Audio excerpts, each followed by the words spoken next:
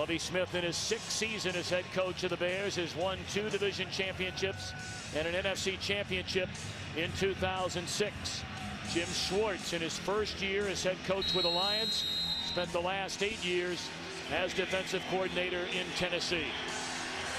Detroit won the toss, selected to receive, so Robbie Gould bangs it away. And Aaron Brown coming up to get the short kick, bobbles it at the 11, but crosses the 25, and that's where he's dragged down. Quarterback Matthew Stafford, 21 years old, out of Highland Park, Texas, a #1 pick in this year's draft out of the University of Georgia, coming off a rock-solid effort in the victory over the Redskins last week. Hit on 21 of 36 for 241 yards after struggling in the first 2 games, including those 5 interceptions. Well, he showed he was the undisputed leader of this team now last week, and he's going to have to see if they can extend that now on the road against the Chicago Bears. Some question as to whether or not Kevin Smith would start today. He is in the backfield, and Stafford looking for the long ball, and it's caught on the far sideline by his favorite target, Calvin Johnson, the electrifying 3rd-year receiver out of Georgia Tech. Perfectly thrown ball, obviously off coverage by the corner. Just a little stutter move with a perfect aiming point down the field. Last week we talked about Matthew Stafford throwing kind of a flat, deep ball, Tom. He had just the right amount of air on that one. A 54-yard pass completion, Stafford to Johnson on the opening play from scrimmage, and what a start for the Lions.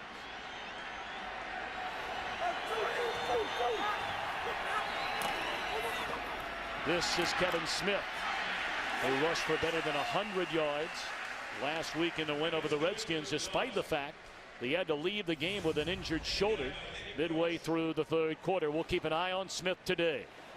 Well, Calvin Johnson's already had it. He's their big gun. Brandon Pettigrew, the rookie tight end, needs to have a larger and larger role to help open up the coverage for the big guy outside, Calvin Johnson. Maurice Morris has checked into the backfield, replacing Kevin Smith. On a 2nd and 11, they put it in the hands of Johnson, who slips 1 tackle and then is run down by Danielle Manning, the starting free safety. Defensively for the Bears, they're fine up front. The linebacking core is in disarray. They've already had injuries this season to Brian Urlacher out for the year. No Hunter Hillenmeyer. So Nick Roach, along with Lance Briggs and Jamar Williams, the linebacking core. Williams is his 2nd career start. That puts a lot on Lance Briggs' plate to sort those linebackers out, and the secondary with a rookie at safety, Al Afalava, starting for the Bears. An early 3rd down try for Stafford. Finds the tight end Casey Fitzsimmons, but he's run out of bounds at the 21, short of the 1st down. And on comes the field goal unit for the Lions. As we said in the open, the 3rd down conversions were huge last week for Detroit. This is a bit of a win for the Chicago defense after giving the big play up to Calvin Johnson to start. To hold them to 3 here, this is a minor win for the Chicago Bear defense. Jason Hanson, among the all-time great field goal kickers, has hit 17 consecutive field goal tries, dating back to last year, this from 40 yards out. And as is more times the case, right down the middle, there is a flag on the far side of the field, and the Lions are pointing at the Bears, and if it is indeed against Chicago, this will be an automatic 1st down. Always an interesting call to take points off the board if you're in a situation Offside, where 24 defense, 5-yard penalty results in a 1st down. Wow, huge. That's a rookie, Al Afalava. Lovie Smith will be none too pleased about that. Your defense comes in after giving a big play. They hold their ground, force a team to a field goal, and now a misalignment on a field goal rush team gives them a new set of downs inside the 20. So they spotted at the 17. 1st and 10, and Stafford and company back on the field, as is Kevin Smith, who's in motion. Pump fake one way. And a wide wide open. Calvin Johnson is missed by Stafford. Wow. He couldn't have been more open. Well, he knew where he wanted to go. He moved the safety with his vision going to the left because he knew he was coming back. You can see here, watch the quarterback in the drop. Watch him look off the defense. Gets to the top of his drop. Now comes back to the right. He knew exactly where he wanted to go. He wants that throw back desperately.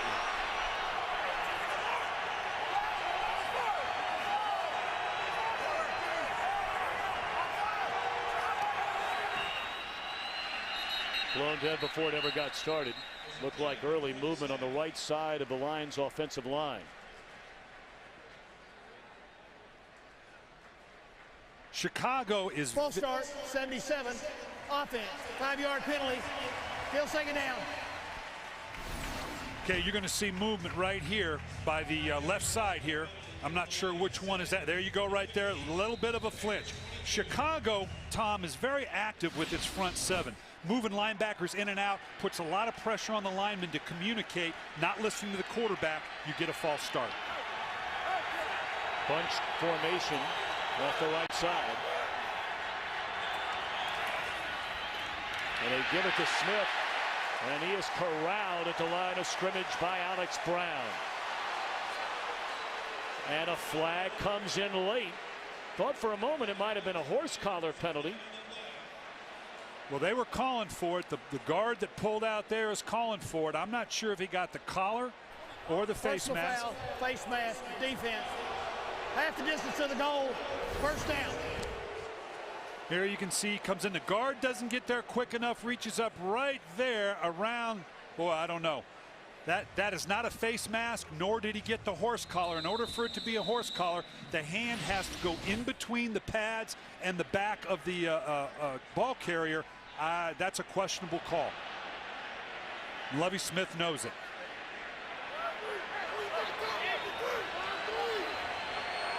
Second huge penalty on this opening drive for the Lions. The quick slant is caught inside the 5 by Bryant Johnson, who had a big game last week against the Redskins. 4 receptions, 73 yards, including a touchdown. Here just one-on with receiver down in the red zone. To get this kind of one-on-one off coverage is rare. Typically the Bears are going to play a 4-across soft zone, but they're seeing a lot of man-on-man or one-on-one defense, and against a Calvin Johnson, I don't know that's a smart thing to do. Well, that was a huge penalty. Huge call a moment ago. They give it to Felton, the fullback. And he has a first down inside the 3. They'll spot it close to the 1. And it's 1st and goal for Detroit. You get down onto the goal line right now and you think about the Bears, that they're deficient in the linebacking core a little bit, or I shouldn't say deficient, but they don't have a lot of starters there. I'm not sure that Scott Lanahan's not going to try to just shove this thing right into the end zone here, take advantage of the Bears' lack of depth in their linebacking core. Smith trying to lunge into the end zone, and he does. Touchdown Detroit. 2 huge penalties. One on a field goal try by Jason Hanson that gave him an automatic first down. And then on a 2nd down and long, the face mask flagged against Alex Brown gave Detroit an automatic first down, and they cash in with a touchdown. Well, clearly a 4-point swing here with the offsides by the special teams, and a little bit, in my opinion, a bogus call to give them the big personal foul.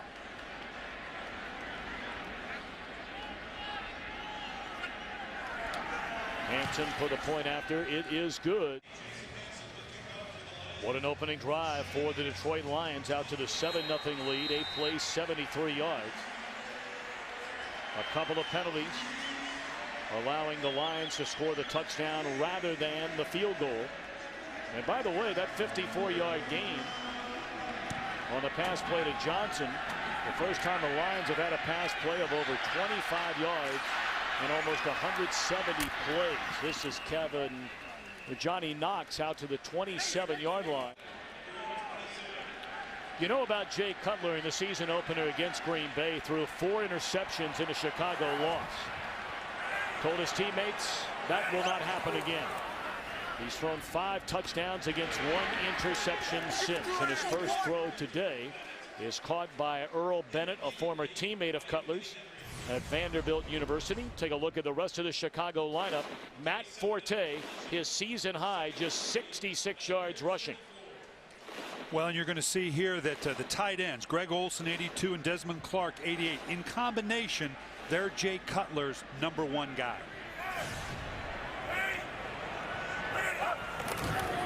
Second down, they hand it off to Forte to the 40.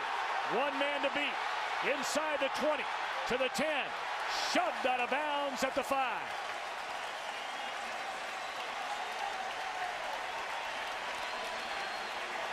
Well, that'll get your running numbers healthy real quick.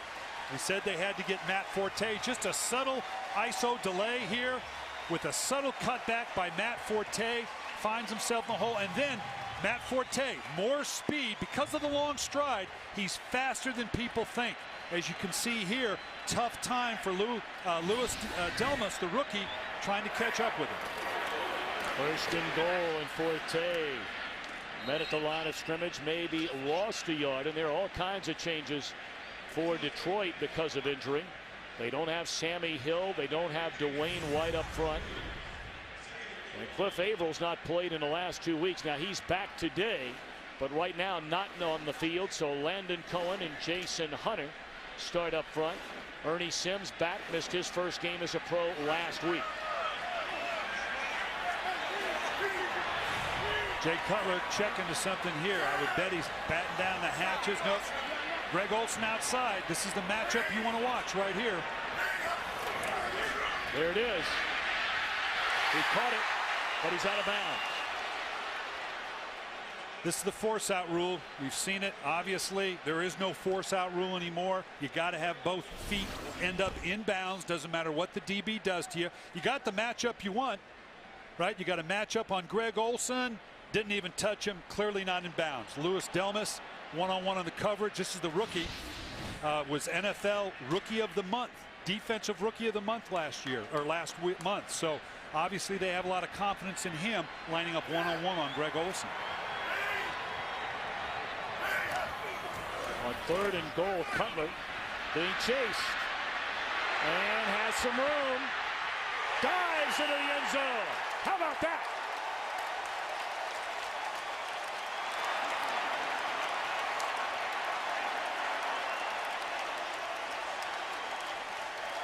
Waiting to see if there's... Yeah, I was getting ready to say, I've not seen a signal yet. I haven't either. But they did. They must have. They're trying to slow it down right now. We missed it then because it is a touchdown. They're lining it up for the extra point. Just scrambling outside the pocket here. Now going back to shades of a Commodores at Vanderbilt now. This is, you don't want to see your quarterback do this. This is, you see the ball come flying out. You're going to dog cuss him if it's anything, but it's a touchdown. You love the emotion. You love the passion. Son, I love you right now. They're telling him, great job. Don't do that again, okay? Point after now by Robbie Gould is good. What a start in Chicago Soldier Field. 7-7. Couple of big plays already. The 61-yard run by Matt Forte on the Lions opening drive. First play from scrimmage. A 54-yard pass completion to Calvin Johnson. And now the Lions will get it back. And this is Aaron Brown from the 2. And a nice return out to the 29-yard line.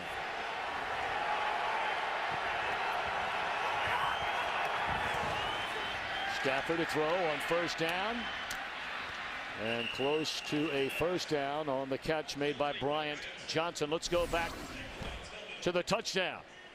Well, this is just playing the game. You want this out of your quarterback. Maybe he learned this in that time he was in Denver, watching all that Elway. John Elway, a touchdown in the Super Bowl. And watch the response. This is why you do this as a quarterback. Look at that. They are fired up. They know he is the unquestioned leader of this team with plays like that.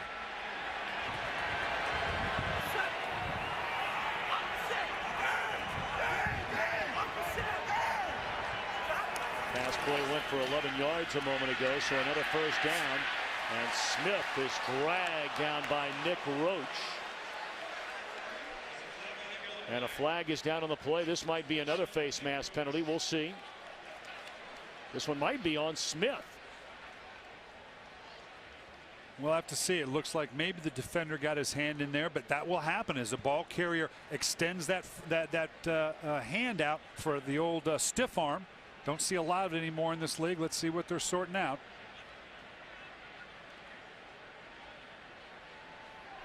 Personal foul, grasping the face mask, 34, offense. 15-yard penalty, still first down. And evidently that's what it was. You don't see it called a lot on the offensive side. We'll see if we can hear as he reached out. Yep, he's clearly got a hold of it. With those pink gloves, it's not hard to miss.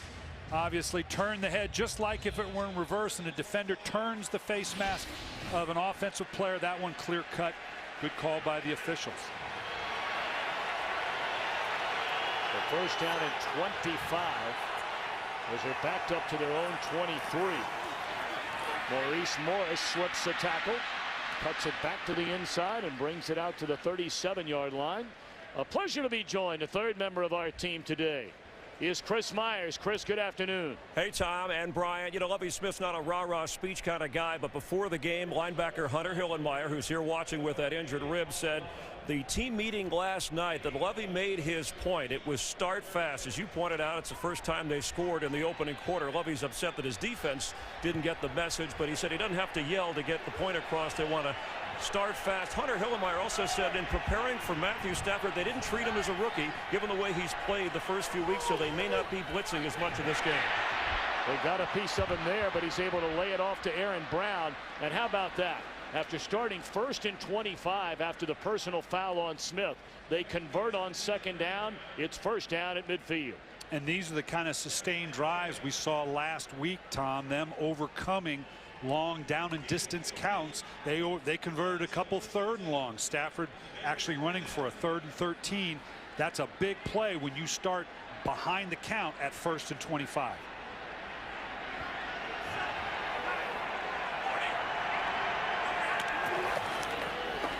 Go one way, give it to Johnson the other way, and he has lots of daylight. That is an 11-yard gain on the run by Calvin Johnson. Now let's watch the Bears linebackers peppering in and around the front here. So far it's cost them a couple times. Very active front seven. Again, a wide open receiver. This time it was the big tight end Brandon Pettigrew. And Stafford missed him. Tom, we're going to talk about it all day long. We did last time. One thing Matthew Stafford does is he throws a little bit of a flat down the field ball. He needs to get just that little bit of air. We'll try to show you as we move along. A flat pass like that down the field has got to be laser accurate. It doesn't give the receiver much room to run underneath a pass. He's got to develop that. 2nd and 10.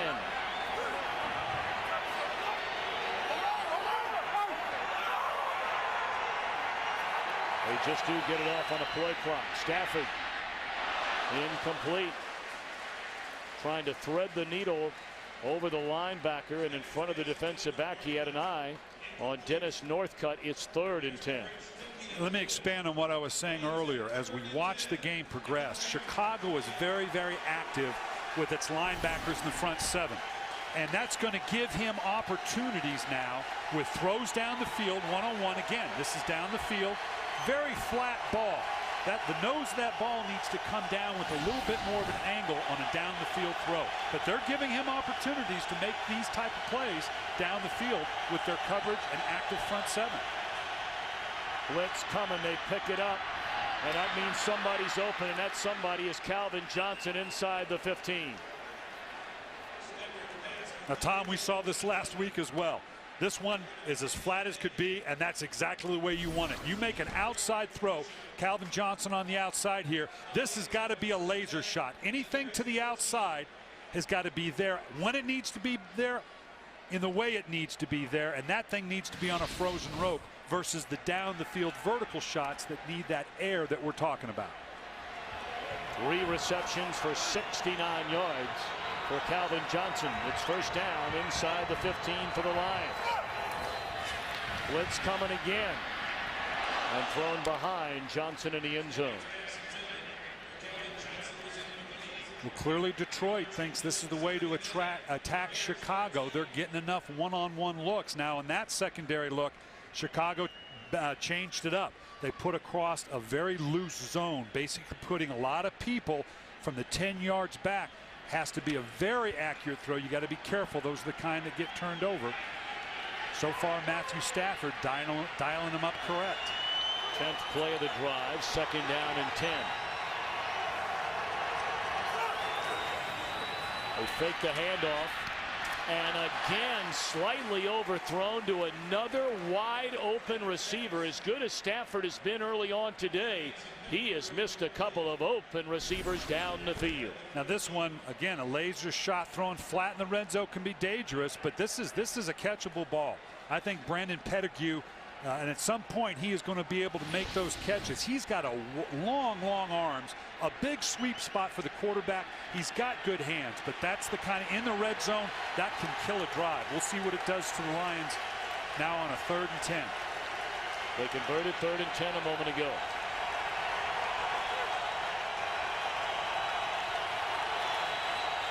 Bears drop back into coverage. Into the end zone, touchdown Detroit. The tight end Will Heller. Twice on 3rd and 10 on that drive. They convert for a first down on the first try, a touchdown on this one. He said, you know, you dropped the first one. Odds are you're going to catch the second one, this time with Will Heller. Basically the same route.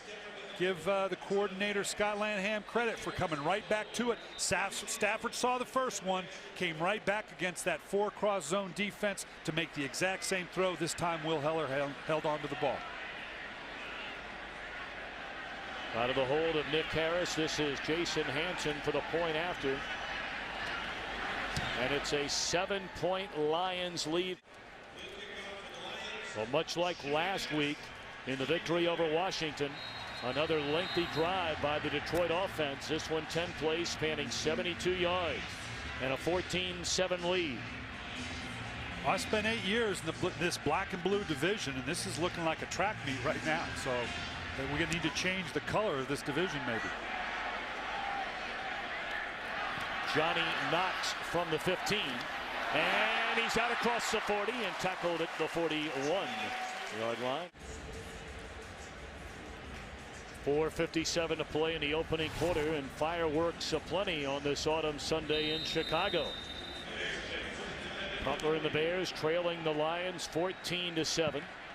You know, you brought up the black and blue division, and well, what a change at the quarterback position inside this division in just 1 year. Forte met at the line of scrimmage by Larry Foote, a gain of 2.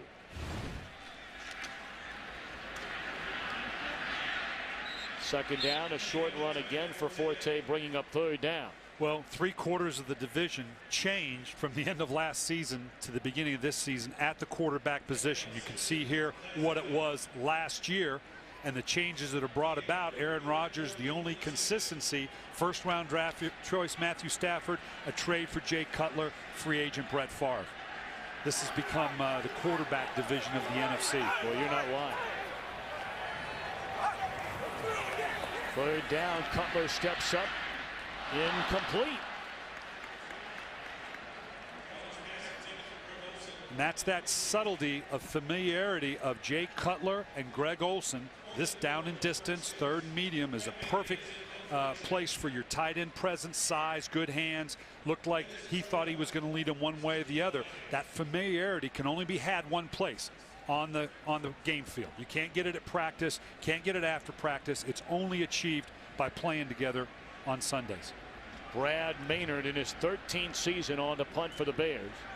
And Dennis Northcutt stands at his 10. Maynard does a great job of pinning teams deep, and he's done it again. He had 40 punts a season ago inside the opposition's 20-yard line. He might be the best in the game.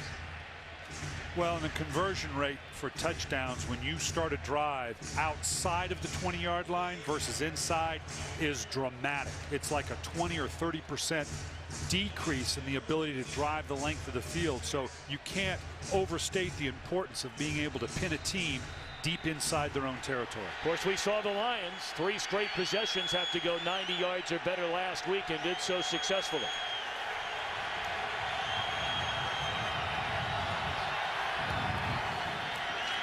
Smith cuts it back to the inside, picks up a couple of yards. Second down is next.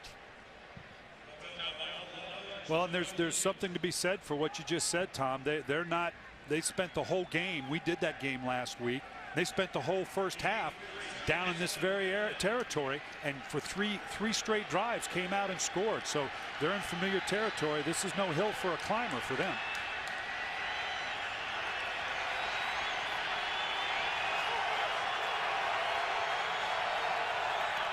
Well, the gain of 3 on 2nd and 7. That looked like a busted play. Well, Matthew Stafford, this was just a quick stab play fake. It was supposed to be a slant. Chicago was all over it. That's a good non-play by the quarterback. Rather than force it in, I don't know that I wouldn't have just thrown the thing away rather than pull it back down, because you got no other options except to scramble around. But the fact that he didn't pull the trigger speaks well for this young quarterback. 3rd down and 4. Maurice Morris checks into the backfield.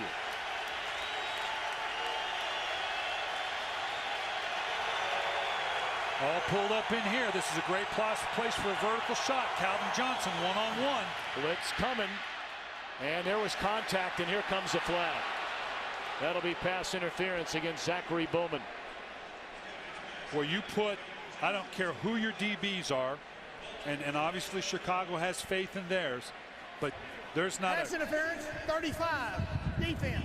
Ball will be placed at the spot of the foul. First down. This is the activity we're talking about here. Look at the number of guys in the box. That tells the quarterback one-on-one on the outside. There's not a corner in the league that Matthew Stafford's not going to be comfortable throwing the ball up to the big Calvin Johnson against anybody in this league, and a big conversion.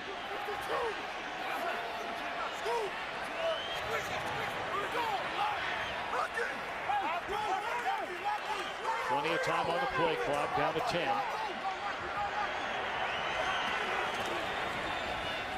Fake to Smith, pass to Smith. And coming up to make the tackle is Lance Briggs. Last week, the NFL's Defensive Player of the Week. Made 8 tackles, a sack, and had an interception. Now, we talked about with terrible field position, they went against the grain last week early on. And this just sucks the heart out of a defense, these extended drives. Beyond physically wearing you out, mentally this is devastating when you've got a team pinned down and they're able to go the length of the field for any kind of score. Smith back to the line of scrimmage since Cincinnati picked him up midway through last year. Down goes Stafford all the way back at the 21-yard line. Sacked by Alex Brown. And as good a job as this was by the front 4, and it was only a 4-man rush. This is a coverage sack. You can see right here, Alex Brown's going to come off the edge. It's just a 4-man rush. That's a coverage sack all the way. He ended up having to hold the ball. Corners of the tackles on the edges couldn't hold up. Great job on the rush by Alex Brown, but that was a coverage sack. Great job by the secondary of the Chicago Bears. Adewale Ogunleye was applying the pressure as well. A poor punt by Nick Harris, and this is Hester at the 40. He crosses midfield. And the punter runs him out of bounds at the 35-yard line. Hester returned 4 punts for touchdowns in 07. Has not returned one for a touchdown since. Yeah, on Friday when we had a chance to talk to Ron Turner, the offensive coordinator for the Bears, I asked him about Hester being used in the return game, because he's a big part of this offense because of the vertical threat.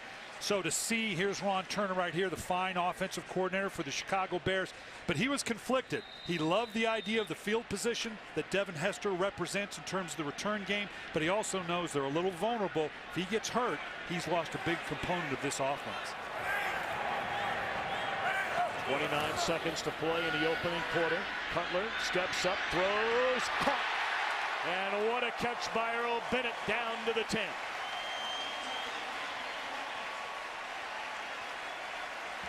This is the kind of throw Jay Cutler, it may be subtle to see the difference between his throw and the throw that we were talking about, Matthew Stafford, but what a beautiful shot, just bringing it over the top of the linebackers. Well, that's the end of the opening quarter. Weather always a factor along the lakefront in Chicago. Temperatures in the mid-50s, still at 15-mile-per-hour wind. Slant to Knox. And he took a knock inside the 5, and the Bay Lions say the ball is loose.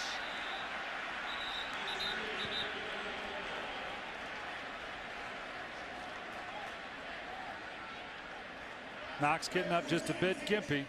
Tag. Second down. Boy, he took a lick. Yeah, let's look at the last play here, Tom. And we beat up Stafford a little bit. I'm sorry. Here's the fumble. He's clearly down. The ball finally gets ripped out. There's nothing to review there.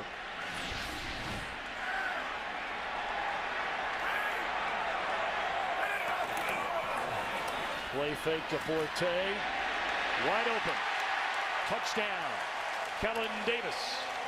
His second touchdown reception of the year.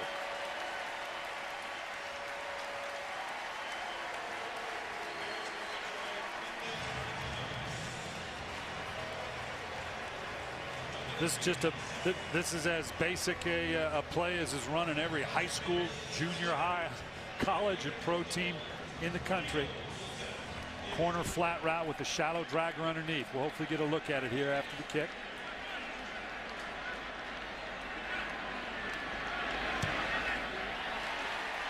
$14 apiece.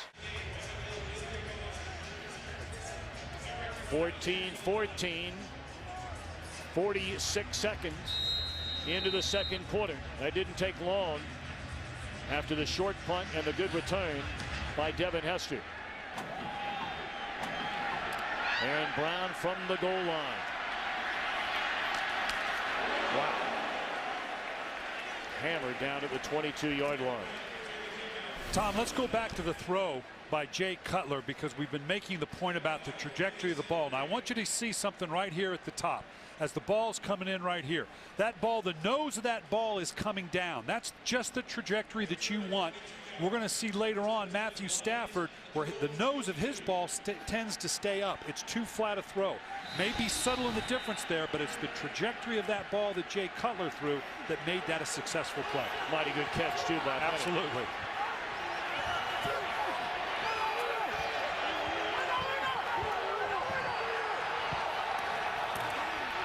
Little delay to Smith. He's been quiet early on. That's Lance Briggs on the tackle.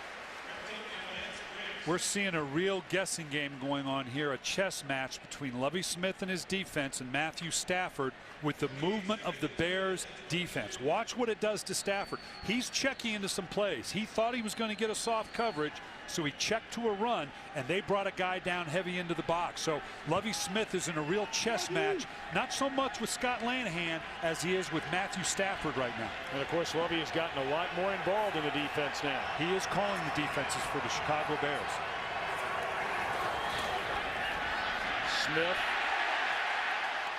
dropped for a loss, and again Lance Briggs, who's been to 4 consecutive Pro Bowls, and he's delivering early again today. This is just a good job of the experience with Lance Briggs pulling the trigger. He sees the action of the back, and now he's got that experience. I'm going to beat the guard. I'm going to beat you to the collision point and not give you a chance to cut this back against the heart of my defense. 3rd and 15.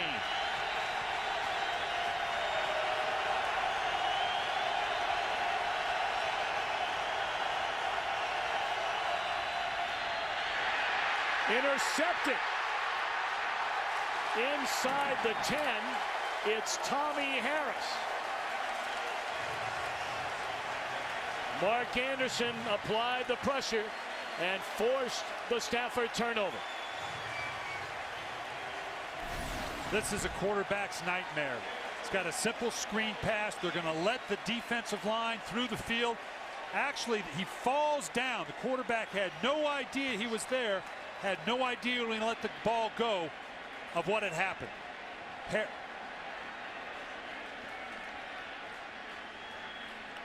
First career interception for Tommy Harris.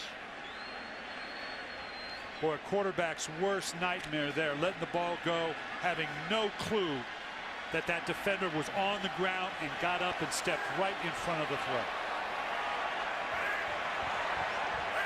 First and goal at the 8. They give it to Forte. And he's inside the 5 and lunges down to the 4. Second and goal for Chicago, trying to take the lead for the first time in the game today. Brian Urlacher obviously out for this season, but he's still involved, talking to these guys, giving them the emotional response. I don't know how many of these Harris has had, but he's going to remember this one.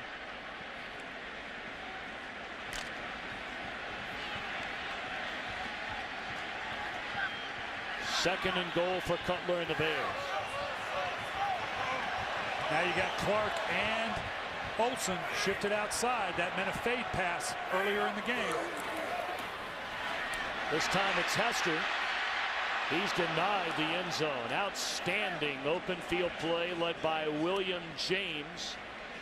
Yeah, clearly they popped the 2 tight ends outside where they had gone to Greg Olsen earlier, and now they're just going to run a little quick slant route, cleared or a breakout route, hoping that they overreact to those big bodies outside, get the ball in the hands of Hester very quickly.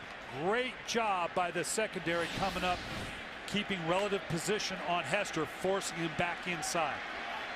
Third and goal. You run it or throw it here? Well, the configuration they are right now, it looks like they're going to throw it unless they run a quick little trap inside, hoping to catch the defense too far upfield. They're going to throw it. Batted down as he tried to come across the middle. It looked like Larry Foote got a paw on that pass. So the Bears fail after the interception, and they'll send out the field goal unit. Boy, that's a big stand for the Lions defensively. It is. The emotional swing of this game had totally gone to the Chicago Bears. Clearly they're feeling good about themselves, but this takes a little of the steam off with Detroit able to hold on and make this goal line stand. A 20-yard field goal try for Robbie Gould, who's hit 4 of 5 to start this season. And now 5 of 6. Hold on a minute. A late flag came in. Now, if this goes against Detroit, we saw this earlier go the other way. Could be a fresh set of downs for Stafford or for Cutler and company. If it's just an alignment issue, it'll simply shorten the distance on 4th down. But let's see. I'm guessing right now. Yeah, the way they're talking, I think they're just you take points off the board and it's still being 4th down. Well, Cutler's coming back out. Let's see what the call is. They haven't made the call yet.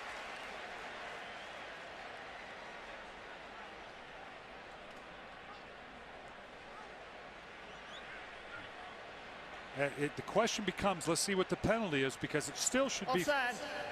Defense. Half the distance to the goal. Still 4th down. Because the distance, they didn't have a chance of getting a 1st down. On the earlier call, the penalty gave them the 1st down. All right, but they're going here on 4th down. They are going for it, so this is different than before. They're going for it on 4th down because it's the length of the ball. They're 2 of 4 on 4th down are the Bears this season. Cutler to the end zone. Touchdown, Greg Olsen.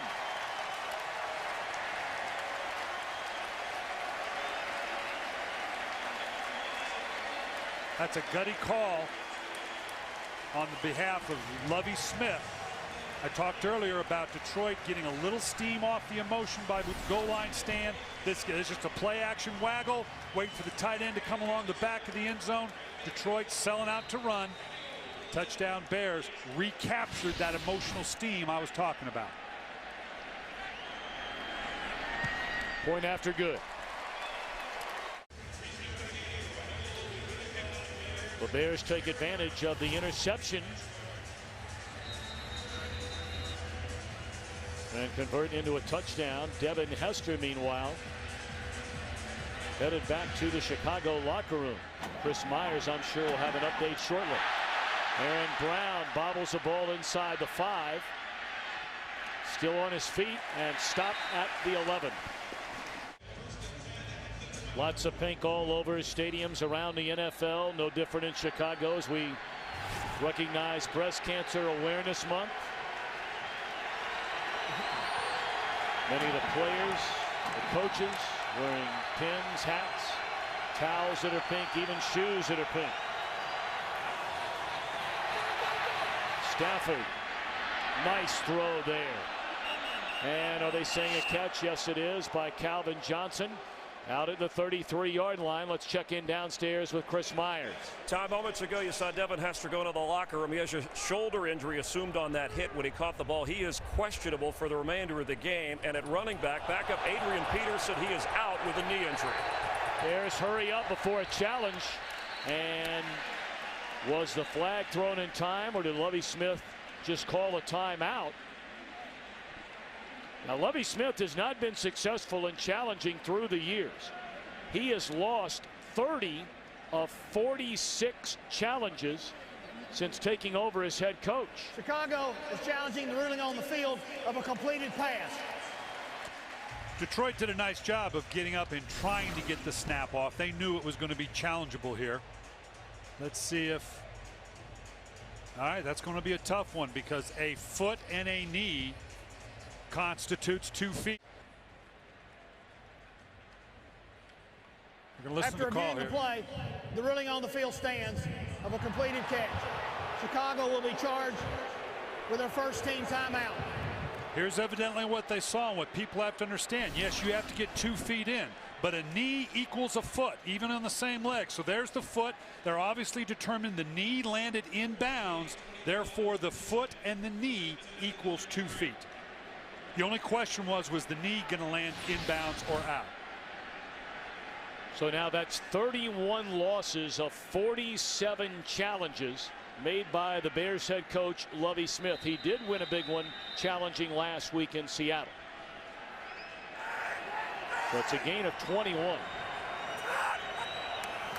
With the Bears leading 21-14. Dropped behind the line of scrimmage is Smith by Mark Anderson. Anderson playing like a rookie again, when in 2006 he had 12 sacks. Already has 1 this season. Well, he gets around a soft shoulder of Jeff Backus here. Looks like Backus maybe got off the snap count a little late. Anderson doing a good job of getting a jump on the count and shortening that edge in the run game. The loss of 3 brings up 2nd down and 13. Great protection this time. Smith out of the backfield, lunges out to the 41. He'll be 2 yards shy of a first down with 3rd down upcoming. And of course, watching on the Chicago sideline today, the assistant head coach who runs the defensive line, the head man last year in a winless season, as head coach of the Lions, Rod Marinelli. Yeah, he is, and Lovie Smith will tell you, getting Rod to join his staff this year was huge. The defensive line credit the presence of Rod Marinelli for their improved play. Just an excellent football coach. A lot of pressure showing right now. What does Matthew Stafford want to do with it? Here comes that pressure. Incomplete. He had an eye on Johnson. Well, right now, the Bear defense in this chess match we talked about, Lovie Smith versus Matthew Stafford, the Bears have gotten the upper hand. Matthew Stafford has been in and out of some calls, runs into the face of the fronts, throws into zone coverage. So got a new returner back here now. Earl Bennett replacing the injured Devin Hester. And you heard that report from Chris Myers a moment ago. Don't know if we'll see Hester the rest of the day. The sun is tough at this angle in this stadium. Not a Ryan within 20 yards of Bennett. He still hasn't been touched.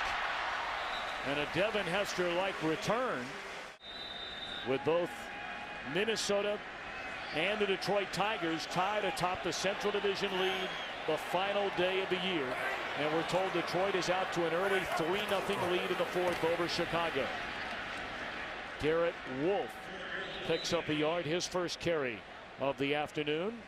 The leaders offensively for the Chicago Bears. Forte, 61 of his 71 yards came on the big run in the opening quarter.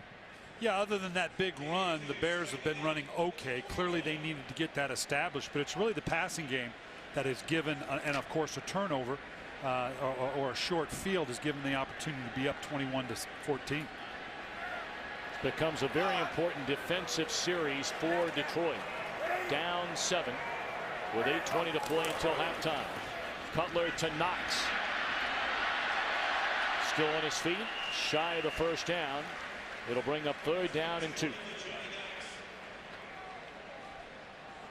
Well, just what you talked about, Tom. Right now, Jim Schwartz knows that his defense has to respond here. You talk about changing the culture in Detroit. They had it going for them early. It's real easy to be on top and confident when you're got things rolling. But right now, they're going to be tested by the Bears in terms of where they are on the field. He's looking to see just how much his team has grown from that win last week against Washington.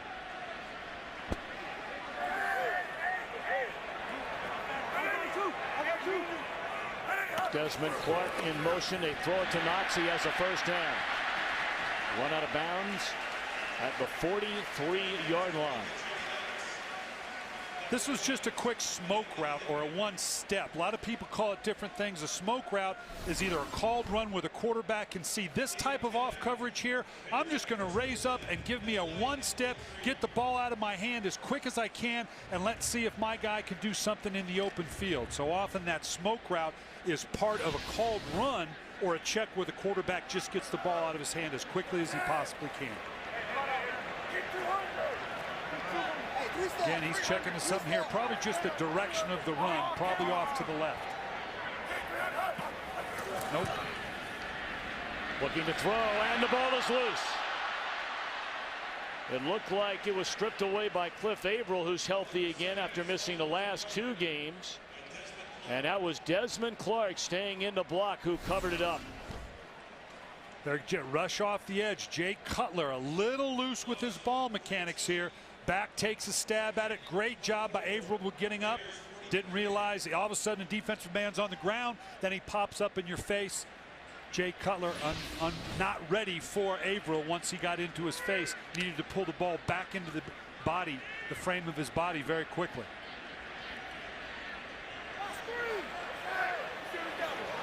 After the loss, it's 2nd down and 24 for Chicago. Cutler rolling, in trouble again. And down he goes into the arms of the rookie Louis Delmas, blitzing from the free safety position. Well, Detroit's playing their own version of the chess match now. Gunther Cunningham for the Detroit Lions dialing up some different looks for Jay Cutler. Jay Cutler pretty comfortable back there in the first quarter, first part of this quarter. Gunther Cunningham for Detroit feeling like, you know what, I got to make life a little more uncomfortable for this guy. He's going to tear us apart. So now we're seeing a little more pressures, a few more blitzes by the Detroit defense. They need to get all the way to the Lions' 43-yard line to convert.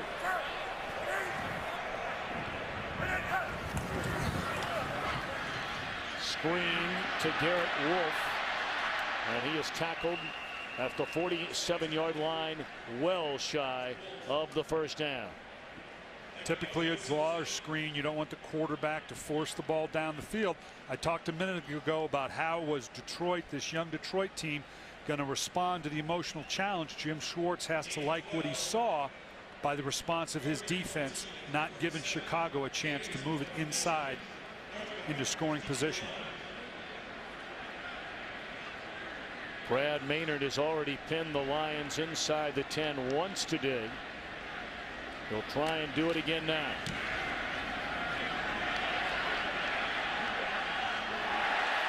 Wow, this guy's something else.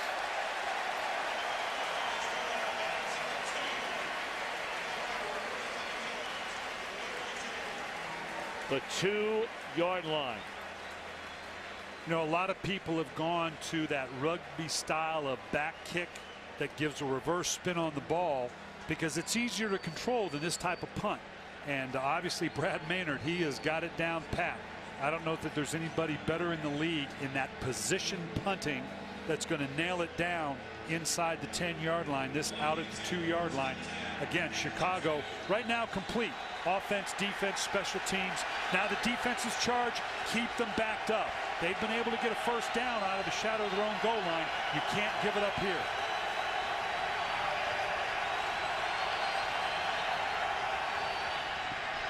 Pump fake. And Stafford looking for Johnson and overthrows him into double coverage.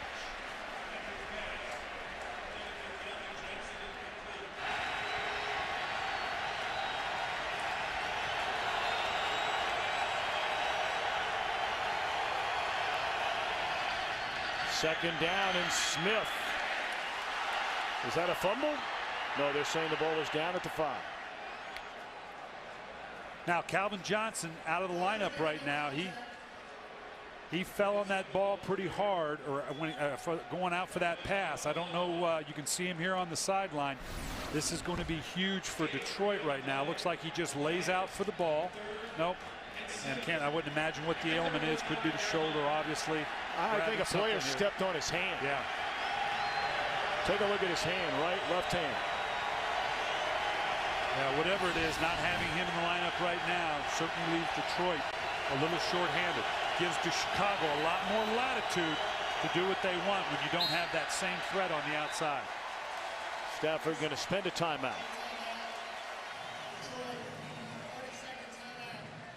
First timeout taken by the Lions in this opening half.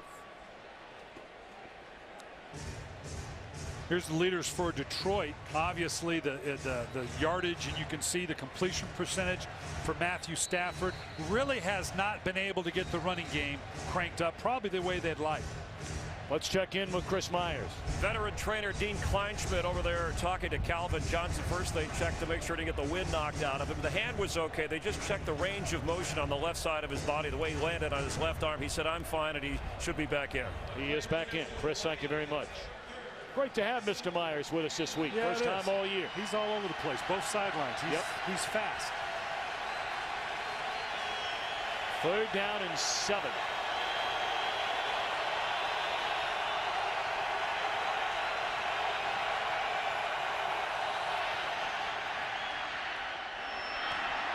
What a throw and what a catch.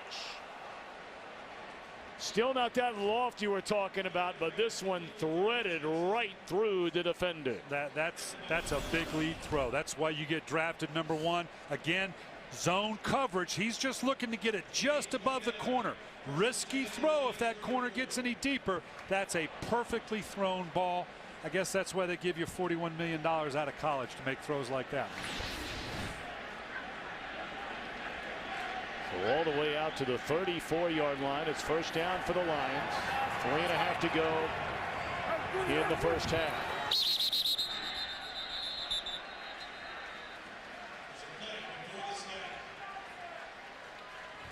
False start, 51. Offense, 5-yard penalty, still first down. How's the center offside? Well, he either double clutched the ball, gave it a little wiggle early, waiting for the snap count. He may be fooling with the offensive line, bobbing his head a little bit. Sometimes you find them squeezing the ball with their hands if a defensive line's trying to get on a quick get off. Official caught it and put him on a 1st and 15.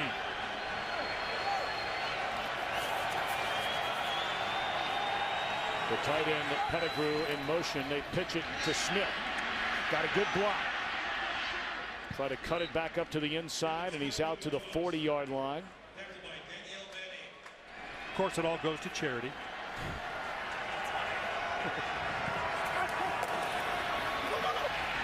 Stafford, great protection. Now flushed out of the pocket. He'll get a first down, crossing midfield, and slides out of bounds at the 43-yard line. Yeah, nice job by the rookie quarterback here. He's looking downfield, nothing there, nothing there. Steps around, pressure, doesn't bail out too early. and now's got to know, okay, I'm turning into a ball carrier. If someone's coming at me from behind, they're coming off my right side. I'm going to secure the ball in my left hand. Good head-up presence for a rookie quarterback. I like what you saw there. He scrambled for a good 3rd and long last week, remember, Tom. Much like the first half against Washington last week, terrible average starting field position today for Detroit. This drive began at their own 2, and the 6th play is upcoming. So far, they've covered 55 yards.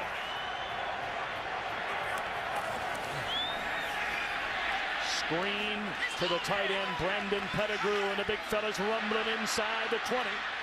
And all the way down to the 15-yard line. Their first-round pick out of Oklahoma State, and he's a load to bring down.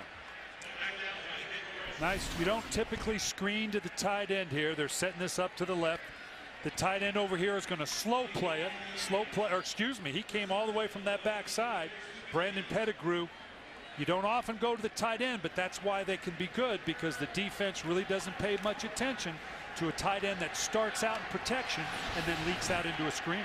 It's a 28-yard completion to Pettigrew. They pitch it to Kevin Smith.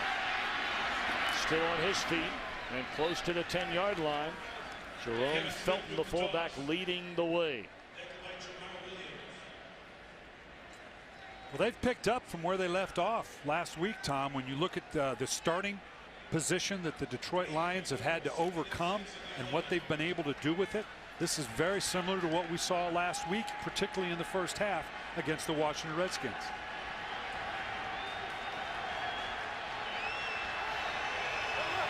A 2nd down and 6 at the Chicago 10.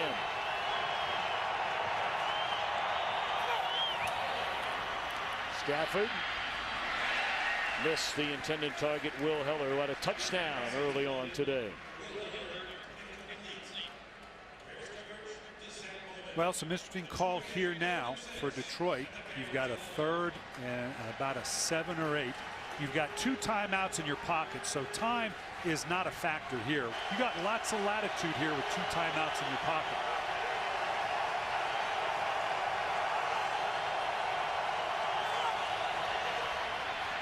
Stafford, what a throw that was to Pettigrew, and that is a 1st down inside the 5. That one shot out of a cannon from Stafford to Pettigrew.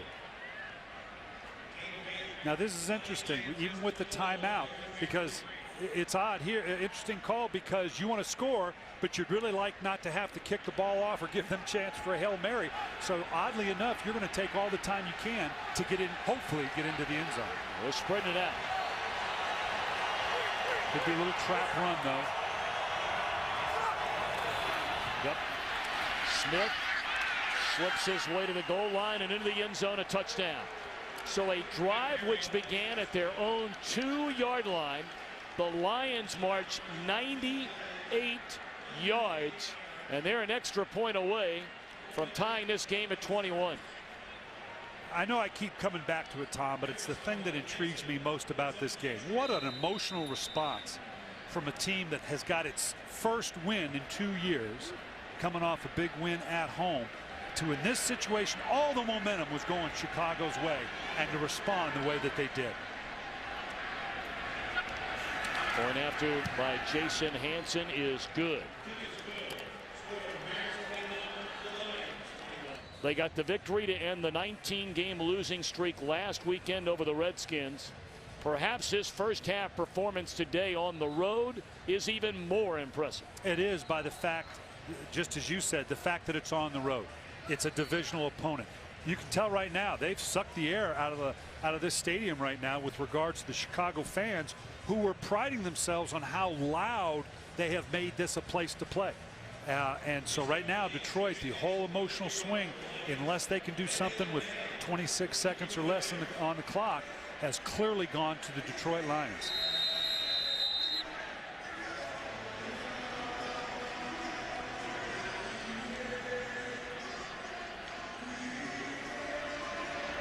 Danielle Manning waiting on a kick from Hanson. And it's out of bounds, so they're going to get great field position. And remember now, the Bears have 2 timeouts, 26 seconds left. Kick off, out of bounds. Ball will be placed 30 yards from the spot of the kick. And Jim Schwartz now, he could go out and choke that kicker to death, and there's not a court in America would convict him. He is a mad puppy right now, because all of a sudden now, 26 seconds, you kick it down deep, 2 timeouts, doesn't matter. They take a knee, get into the clubhouse. Now Chicago, Jay Cutler, 2 timeouts in his pocket. It's all about getting in field goal position. He needs about 25, maybe 30 yards. And remember now, the Bears are without their leading receiver, Devin Hester, shaken up early in the game. Cutler, a dangerous throw into coverage. Had an eye on Greg Olsen. Let's go downstairs again and check in with Chris Myers. And Tom, any questions about Kevin Smith and his shoulder were answered in the pregame. They put him through some specific drills. He's actually playing with a light brace or harness to protect that injured shoulder. But once they determined he was pain-free, he's good to go. They're monitoring him each quarter to make sure he can hold up for the second half, but he certainly looked good on the touchdown run. Sure did. Really not a lot of running room today so far for Smith, but he certainly has given them an option setting up the play action.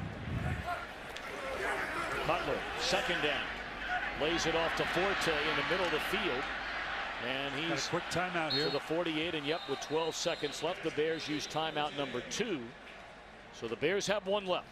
And with a timeout left in 12 seconds, you have just enough time. Jay Cutler doesn't have to force the ball down the field.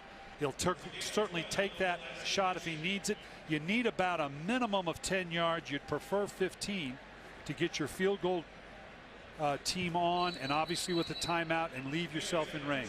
Got to remember now, they don't have a long-legged kicker. I mean, Robbie Gould has been a very accurate kicker, but he has never hit a field goal in his career from 50 yards or longer. They did not even attempt a 50-yard field goal all of last season. But as the last play in the half, you'll let them at least try here. There's no downside. Cutler right through the hands of Johnny Knox. Now this is a little bit different now with 8 seconds. The ability to even drop the ball off in front of you and get a timeout. The ball carrier would have to get down very quickly. This almost means for sure an outside throw, or I'm not sure, even with the timeout, you can get it called quick enough with 8 seconds. I see that red line on your screen. That's where we figure to give the kicker a chance from 50, and they're nowhere close to that. Clock stops on a timeout by Chicago with 3 seconds left. You can't kick a field goal from this long, so it looks like they're just going to, what, Hail Mary time? Yeah, and particularly in this stadium where the wind is very, very tricky. And that's part of the reason Robbie Gould's distances are muted a little bit. He's not in a dome. The wind swirls here all the time. Obviously, you don't have a time but a shot to the end zone. This is always an interesting one to call for the quarterback, because right now they just told him, yeah, we're going to do whatever Hail Mary combination we have, but the quarterback's thinking, you know, all I'm going to do is add an interception to my numbers. I don't know if I really. So often you see a quarterback just happens to throw this thing deep and out of bounds. Let's see what Jay Cutler does. Well, they have trips to the top of your screen, and now Detroit spends a timeout. Well, you don't get to roll them over to the second half, so they just want to make sure there's no major, and it would be a major defensive mistake for the Lions here in the final 3 seconds. The other thing that you worry about, obviously, from a defensive standpoint, defensive pass interference. The half cannot end on a defensive penalty, so maybe you get a pass interference call, which is very rarely called when you got a grouped up Hail Mary type of throw, but you've got to avoid that as well. It'll be interesting to see what Jay Cutler does, because I've had quarterbacks that, yeah, they'll shake their head, yep, that's what I'm going to do, coach, and then they throw this thing 50 yards over the top of the pile, or it just happens to be out of bounds because he doesn't want that interception showing up on his stat sheet.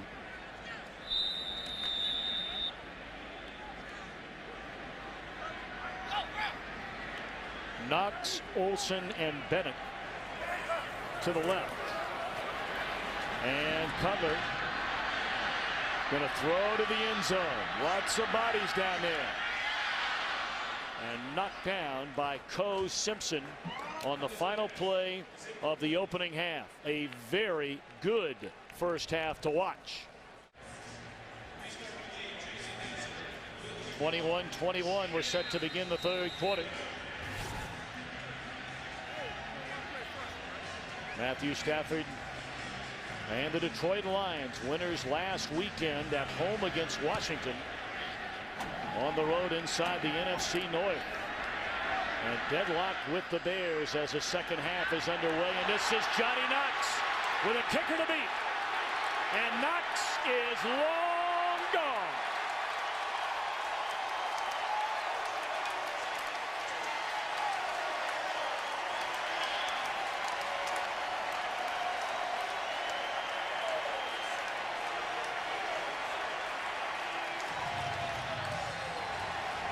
...102-yard kickoff return for a touchdown for the rookie Johnny Knox. Nice job setting this up, play side, and then the subtle cutback.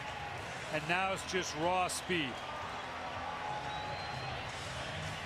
Ron Turner said on Friday, I'm not going to say that Johnny Knox is faster than Devin, but he's every bit as fast as Devin. And that's only because he didn't want to upset Devin Hester.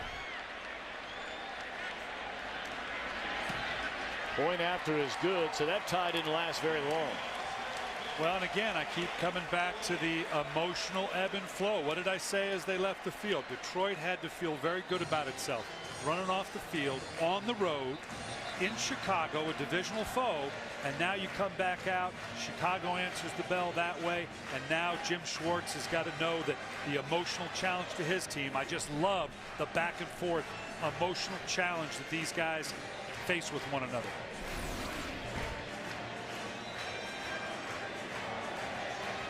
Got Urlacher high-fiving on special teams play. I got nothing else to do. I'll be a cheerleader on the sideline. He's loving it. Coaches light up when you talked about Johnny Knox. You could tell there was a little something about him.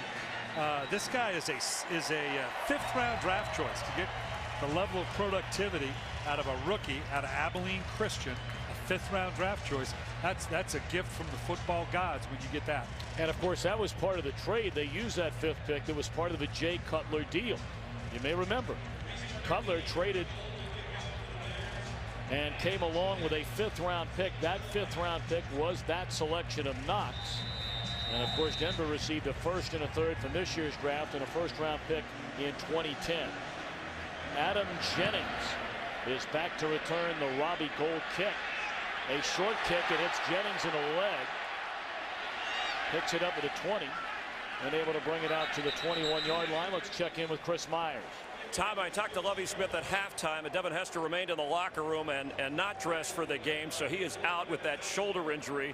Obviously, Johnny Knox covering on the kickoff return. For punt returns, it may be an adventure for Chicago. And also Adrian Peterson, again, backup running back to Matt Forte. He's out, top special teams player with a knee injury. Jim Schwartz making the point that his offense has to have better field position. We'll play the field position battle in the second half. Chris Myers, thank you very much. So we'll see if Detroit can respond to that right hook. And this is Smith, a very quiet first half for him, although you got to give him credit and the Detroit Lions offensive line credit. They blocked beautifully for Matthew Stafford in the opening half, and the numbers from the first half. Bear in mind, in the rushing yards, 61 of the Bears' 78 yards came on the first carry of the game by Forte. Well, Detroit has somewhat of the balance they're looking for. Chicago, you're right. You take away the one big run. They said they had to establish the running game. I don't know if they've done that beyond just the one big run. Blitz coming. Stafford escapes trouble. And finally caught by Nick Roche. Roche getting a start with the injuries to Tino Isamoa and Hunter Hillenmeyer. Yeah, and you can see here now, this is where that defense, it's all about. They get a corner or a nickel blitz here. Now, yeah, you're just trying to make something happen. I don't know what good's going to come out of this now. You cover up the ball, and they're all about turnovers, getting the ball out of the ball carrier's hand. Chicago as good as anybody in the league over the last 4 or 5 years.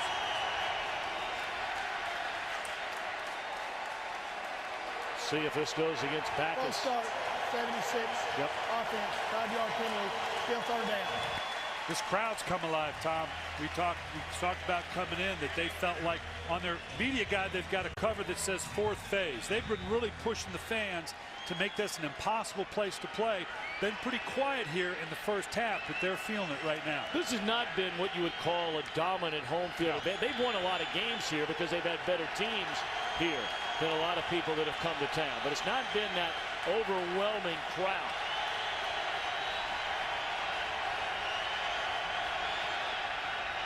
They play it safe and give it to Aaron Brown on 3rd and a ton. And he's dropped to the 12, and Detroit has to punt it away. 3rd and 24, you hand off a draw like that, you're clearly capitulating the down, saying, you know what, I don't want my quarterback to be in a position where he's trying to make too much happen down the field. A turnover in a short field for Chicago right now would have been devastating. So this is kind of the discretion is a better part of valor. Well, punting from his own end zone is Nick Harris. Waiting on the punt is Earl Bennett from the 42. And he's still on his feet. And shoved out of bounds at the 37. The Lions have done a brutal job in coverage today. Brutal. Not only just the 102-yard kickoff return for a touchdown, but their punt coverage as well. Well, the injured Detroit Lion looks like a left knee to Adam Jennings. Certainly, we hope he's going to be all right. It did not look good in his 4th year out of Fresno State. Bears with a 7-point lead. They give it to Matt Forte. And again, that has been a stalled running game for Chicago. Outside of the 61-yard run, the first carry today by Forte.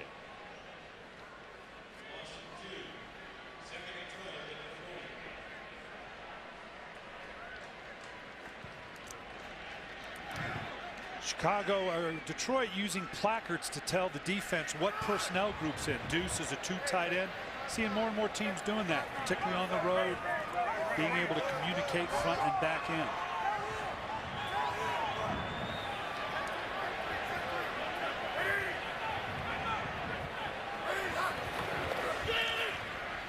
Cutler on a 2nd and 12 and hooks up with Desmond Clark, who's back after missing the last 2 games with a rib injury. Well, what a find Clark has been. Signed away from Miami in 2003. Since then, he's played in nearly 100 games with 222 catches for over 3,000 yards. And he and Greg Olsen are that combination. Last year, the 2 of them combined for 90 catches. That's what I mean, that these 2 tight ends are really Jay Cutler's #1 guy. It's big 3rd down here for Chicago. They're right on that borderline of being within field goal range. Short drop, swing it to the outside, and an excellent open field tackle. Starting on the hit was Anthony Henry and had help from Larry Foote. So they're going to send Gold out again. We remind you, Gold has never hit a field goal from beyond 50 yards in his career.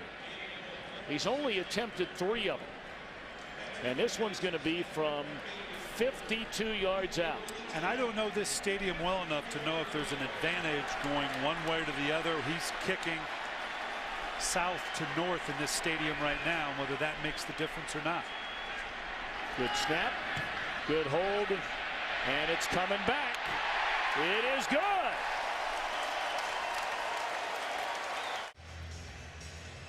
We're not even 5 minutes into the second half.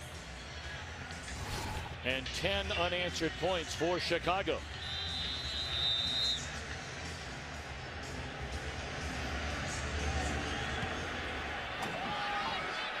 Aaron Brown, 5 yards in the end zone, will take a knee.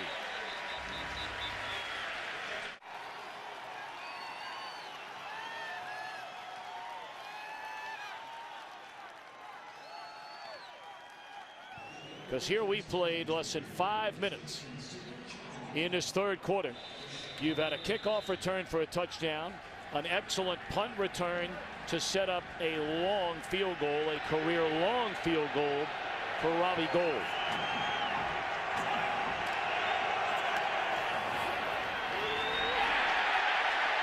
That didn't fool anybody, especially Adewale Ogunleye. How about this draw? This looked like you off the first tee. Well, and kicking in this stadium, we said, is problematic at best. And here he's kicking from the south end going north, which he feels like his range is better the other way. And this thing, I mean, this is a 15, 20-yard variance there. I don't know where your aiming point is. You aim into the right tunnel in order for it to go down the middle. I'm not a kicker, but he obviously aimed right. On 2nd and 19, they give it to Smith. And he's out to the 15. Another 3rd and long coming up for the Lions. So the Redskins trying to get back to 500. They better win that one today.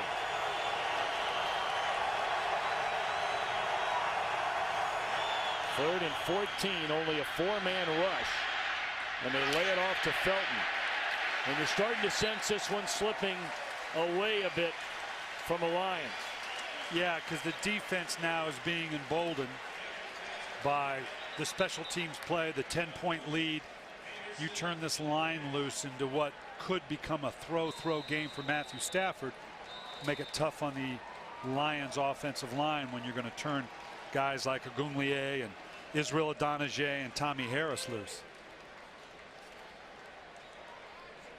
Well, Jerome Felton is slow to cross the field after making that catch.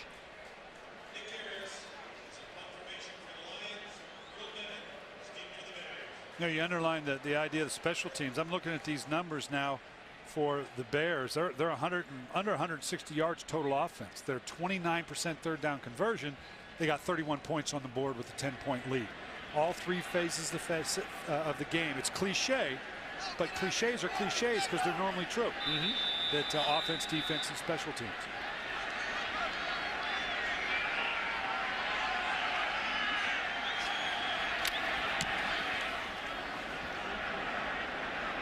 Earl Bennett. And a nice return again. Great field position for Chicago. Certainly field position did not seem to be much of a factor in the first half, but those numbers don't lie. Yeah, the short field for Chicago is the difference right now. And still just 0 running game for Chicago. You can see here for Chicago, obviously with Matt Forte, you're talking about the 61-yard run to open the game being the difference maker in their running game. The Bears want to run the ball more, Tom, and this is exactly the circumstance where they need to do it. Up by 10 points at home. If they're going to reestablish the run, it's this type of scenario where you're going to have to see it.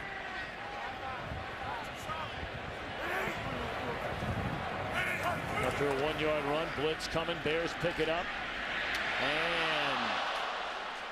And a missed chance here for Cutler. It's a little bit high. He's thrown a number of balls a little bit high the last couple of weeks. Well, in this instance, just under a little bit of pressure. Now, he's got an incredible arm in order to get it down the field under pressure. He can throw one of those guys on his back foot, fall away jumper, and yet still have some RPMs on it, as that one did. A little too hot in that regard. Needed to take just a bit off of it. The Lions need a 3rd down stop in the worst sort of way. Reeling right now. Trailing by 10. Blitz coming. Cutler avoids it. Chasing is Levy. And caught him from behind, so the Bears are going to be forced to punt. DeAndre Levy made the start last week in place of Ernie Sims and had an excellent game. He had 8 tackles, including a couple of big ones inside the 2-yard line, stopping the Redskins on 3rd and then 4th down. Now, Chicago has struggled over the last 4 or 5 years on 3rd down conversions. And they thought, I mean, they've been 25th or worse each of the last 4 and 5 years. Getting Jay Cutler, who's outstanding on 3rd down. Last year, Denver was 3rd in the league. They were hoping that would be part of the combination, but so far it hasn't shown up. Them converting only 25% so far. Later trying to pin him inside the 10 for a 3rd time in the game. And don't think he got it done this time. 31-21, 6:59 to play in the 3rd quarter at Soldier Field. And this becomes an extremely important offensive series in possession for the Lions. They went 3 and out the last time.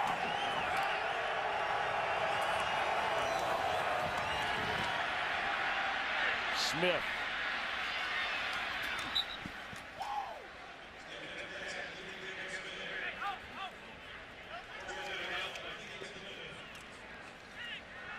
Yeah, you can see that Detroit early on responding to the bad field position and how they had emotional control of the game. But even now, as the field position, they had more workable field position. The Chicago defense steps up, and you got the 4 and out, the 3 and out, the 3 and out, and has taken kind of the emotional edge away from Detroit. Lions going to use their first timeout in the second half.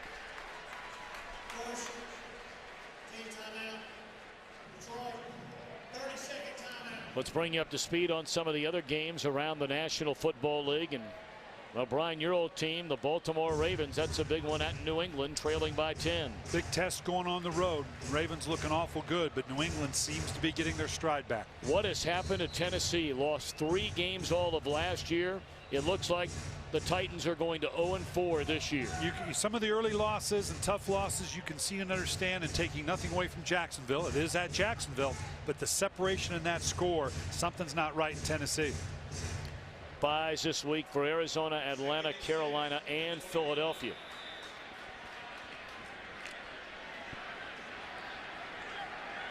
Of course, game 2 of our Fox NFL Sunday doubleheader. Many will see the Cowboys in Denver. Others will see the Rams and the 49ers. It's coming up next. Smith cuts it back against the grain. Nearly beheaded by Harris and Jamar Williams. This is an undersized defensive front 7 for the Chicago Bears. Again, when you're talking about guys like Tommy Harris and Adewale Ogunleye, Anthony Adams has got some bulk there in the middle, but Alex Brown, to run on the perimeter, I'm not sure you're not better off running downhill with these guys. 3rd down and 5. Packers peppered up now. And here they come after Stafford. Ball is loose. It looks like Chicago has it. The Bears do.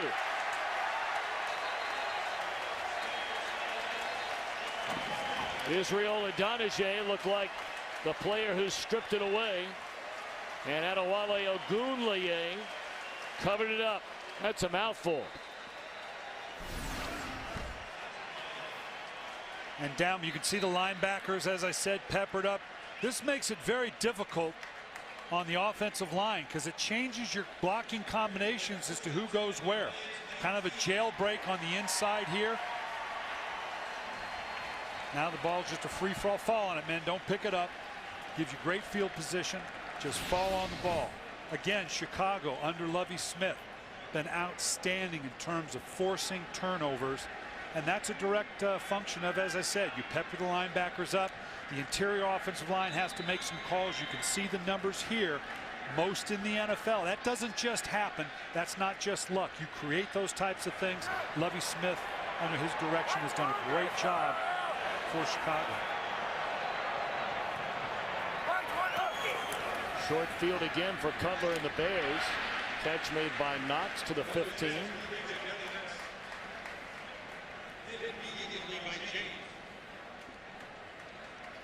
Detroit, you can see obviously the difference leading up to the first 2 games of the season. They had 6 turnovers, none last week against Washington.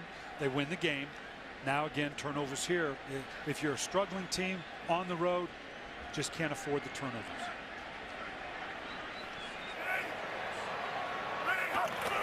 Second and 5, Forte. Inside the 10, 1st and goal for Chicago. You know, I talked earlier about how you'd love to have this be a series where you can reestablish that run. Obviously, all but a short field. You'll take a score any way you can get it. But the Chicago Bears, I got a feeling Ron Turner would love to shove this into the end zone via the run just to set the tone for his team going forward. Two tight ends in the game.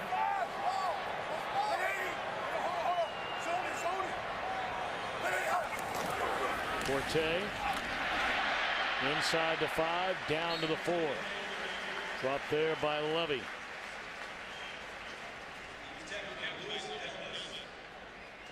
This Bear offensive line is one that is still developing. Of course, they brought in Orlando Pace, the venerable, probably future Hall of Famer, on the left side. Olin Kreutz anchors it on the inside, but they got a young Chris Williams on the right side, a first-round draft choice in 2008. Roberto Garza, excuse me, from Texas A&M Kingsville, and then again an undrafted free agent, or a UFA from Carolina in the offseason, Frank Amelia. This is an offensive line that's trying to build itself together, still developing as a group, but this comes back to their wanting to run the ball, particularly in this division. The weather's going to start to turn here a little bit. You got a great quarterback that can make a lot of plays, but they know they've got to be able to run the ball, and it's going to come down to that offensive line if they're going to establish that in the coming weeks and months. Sims limps off the field for Detroit. Jordan Dizon replaces him. Forte denied the end zone. You know, we talked about the running game for Chicago coming into this game through the first 3 weeks, averaging 2.8 yards per carry, which is second to last in the NFL. Surprisingly, second to last to San Diego of all teams. But again, their rushing yards today are grossly misleading. And Lovie Smith is a defensive-minded head coach. You know he's on that phone to Ron Turner, not that he has to, because Ron knows as well. We got to be able to run the ball. 3rd and goal. Cutler fell down, and the ball is loose. That ball came loose as he went down to the ground. And Cutler covered it back up. So on comes the field goal unit. You know, and this is just, he stepped on. I'm betting that the center steps back. Just at this point, put it away. Don't try to do anything more than just that. You don't want to compound this mistake. This is a tough one for the Bears right now. You're in a position, you're going to kick a field goal, 2-score separation, but you're not feeling very good about yourself right now in terms of not being able to capitalize on the turnover. So Goldon from 22 yards away, it is good. And the 10-point lead swells to 13.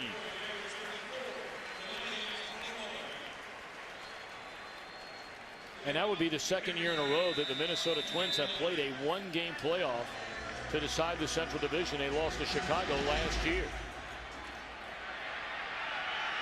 Aaron Brown a couple of yards deep in his own end zone. Out across the 20. Flags fly on the field as he's dropped to the 23. And if this is against Detroit, it's gone from bad to worse. During their turn, holding, 89, return team, 10-yard penalty, first down. Man. This is the type of thing that as a coach, Jim Schwartz is trying to fight through. This is the culture change I'm talking about, that when things aren't going well, you don't fall into that self-pity mode of, well, we are the Lions and how good can we really be. When they won the game last week, as high as they were, the first thing Jim Schwartz told them was, guys, this is great, but we got to get to the point where we're not celebrating a single win during the regular season like it's a playoff win.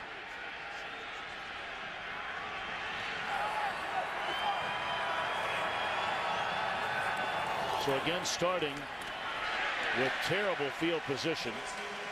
First down carry is Smith, and he's dropped by Jamar Williams. You may remember it was a contract dispute 3 years ago. It looked like Lance Briggs was on his way out of here, and they drafted Williams in the 4th round out of Arizona State, thinking, well, he might be the guy that's just going to take over for Briggs. Well, that was 4 years ago. Briggs is going to Pro Bowls, and Williams today makes his second career start.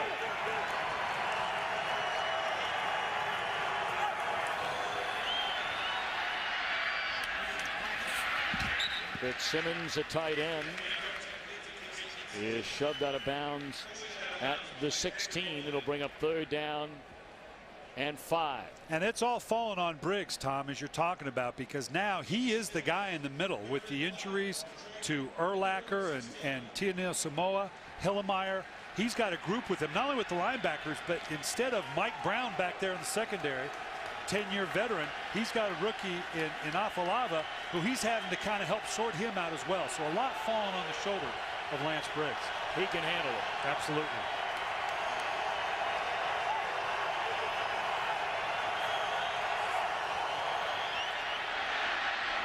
Stafford underthrows. Bryant Johnson, and again it is 3 and out for the Lions. Well, we said in the open, right, last week they were 10 of 18 on 3rd down. A big part of what they were able to do. Now obviously they're well under that percentage right now. They're either 4 for 12, and I don't know, yeah, they're 4 for 12, including that last one, 33%. That percentage is going to be tough if you're a team that's trying to win via ball control. Earl Bennett on an excellent punt by Nick Harris from the 38-yard line. And another good return close to midfield.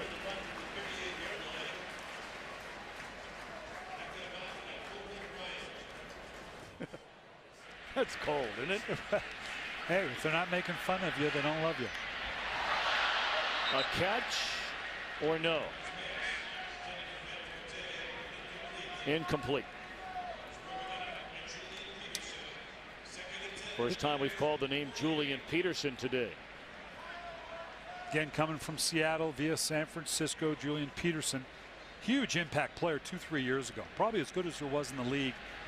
Right now, whether it's the scheme he's in, the team he's with, not really playing at that level that you'd expect given the rep coming in.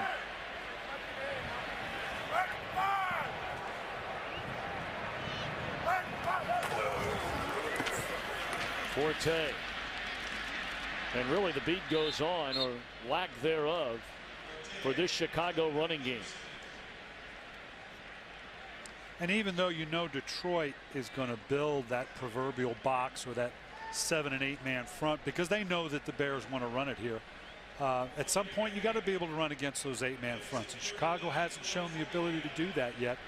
Now in this down and distance 3rd and long, this is where you got to find out if Jay Cutler is indeed willing to manage the game.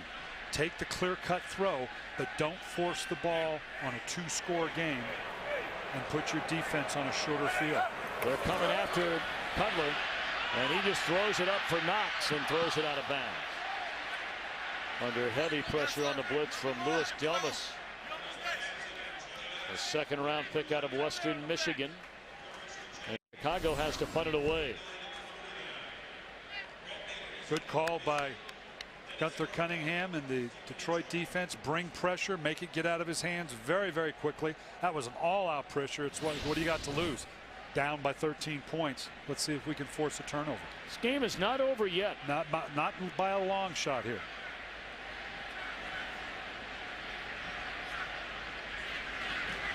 Maynard puts a foot on it. Northcutt going to come up and he lets it bounce, and then it goes out of bounds. But again, pinned inside the 20.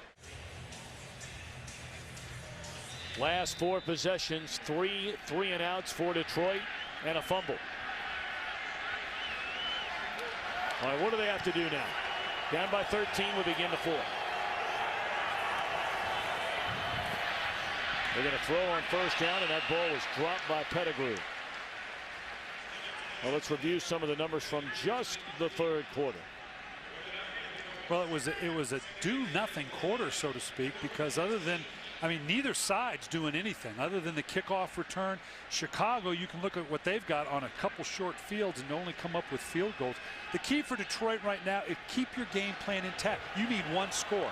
We just started the 4th quarter. You don't have to put the ball up arbitrarily right now. Whatever your game plan says, stay with it. Well, they've just done nothing on first down here in the second half, putting them behind the 8 ball on second and third down. Let's check in with Chris Myers. From the Lions bench, Tom, Ernie Sims, who came in with a shoulder that was ailing, is questionable with that injury. The linebacker, Co Simpson, starting safety with a hamstring, is questionable. And Calvin Johnson, who had a big first half, 5 catches over 100 yards. Lovie Smith said at the half, that's one guy doing too much damage. We need to keep him out of the game the rest of the game. And he, along with the rest of the Lions, have done nothing in the second half. Third down. Until now, that's a first down catch to the 32. And let's build on what Chris just said. They're not going to let Calvin Johnson beat him. Well, on first and second down, that means I'm going to see a more workable 7-man front. They're going to stay in a shell coverage to roll the, bring a corner up in the face of Calvin Johnson, put a safety over the top. That should be a good front to run against. Detroit needs to keep its balance right now. First down, Smith. Boy, he's had a quiet day. Came in with an injured knee, an injured shoulder.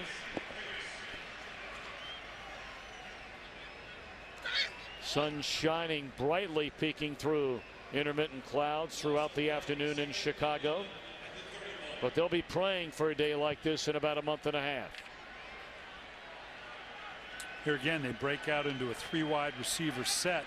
I'm not sure this isn't a place again to drop in a draw or a trap to see if you can do just a little damage to this run front. Play action, wide open down the middle. Nearly dropping that pass was Heller, but on a second grasp for it, he hung on, and that's a first down crossing midfield. Now look at the front. You got the linebackers right here peppering up into the gap. A quick play fake now keeps them stuck up in the front. You see the hesitation. That allowed Matthew Stafford to get the ball over the top.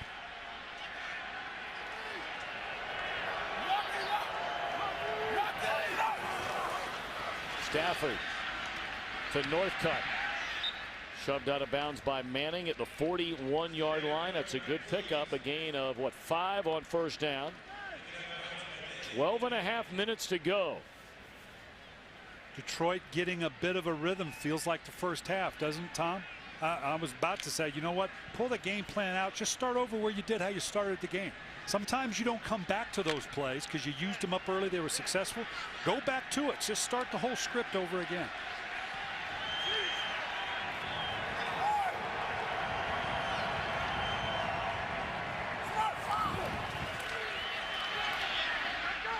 Maurice Morris trying to cut it back to the inside, gains a yard.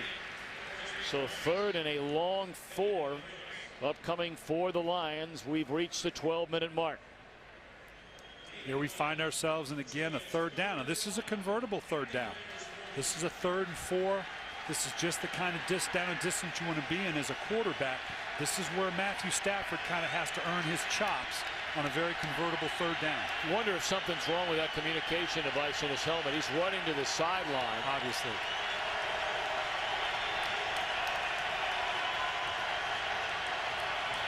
Third and 5.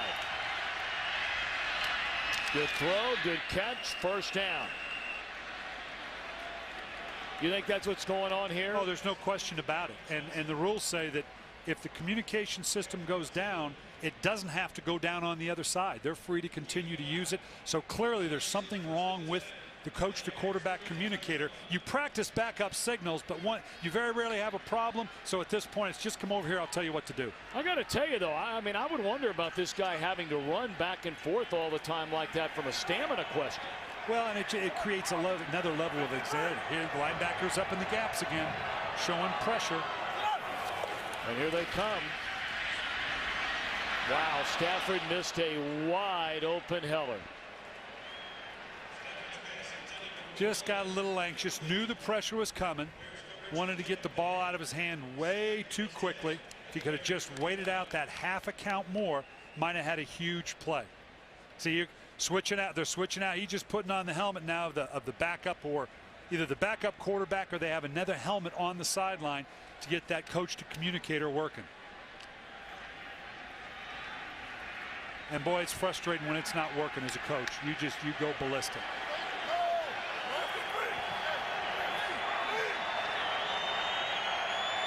10th play of this drive. Caught by Pettigrew. And the big fella's down to the 11-yard line. There again, we saw it earlier. The linebackers coming up into the gaps, which again indicates pressure. Make it tough on the line to get the combinations. Just that little stab of a play fake gets them to hesitate. They're not in a position to drop back into their zones as readily. And now you get that little throw to the tight end in behind them. Live by the sword, die by the sword. 25-yard gain on the catch to Pettigrew.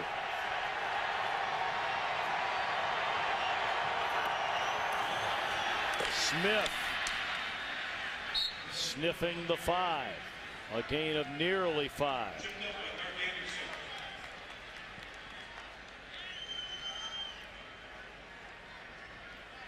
A final, Detroit has beaten Chicago behind Justin Verlander, his 19th win of the year. At last check, Minnesota a 7-1 lead. If Minnesota wins, it's a 1-game playoff on Tuesday. If Minnesota loses, the Tigers are American League Central Division champs. Johnson. A nice open field play made by Danielle Manning.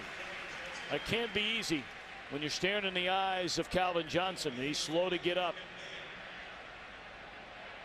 You know, normally a big-bodied receiver like Calvin Johnson is not one that you typically throw these little quick screens to on the outside. It's usually a more nifty guy.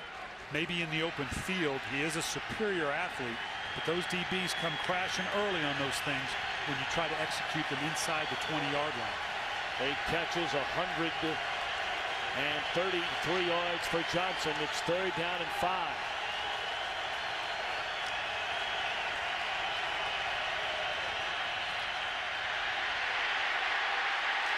Stafford sacked all the way back at the 19. Ogunleye was able to get him.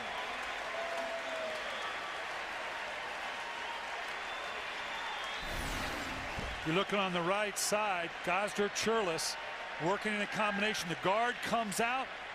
They got their focus caught inside between the right guard and the tackle, giving a stunt on the outside with Ogunleye. Those long arms. All of a sudden you think you're away from him. He reaches those long arms out, and it's a sack. 5th sack of the game for Chicago. 35-yard field goal try by Hansen. Flag down on the play. The kick is good.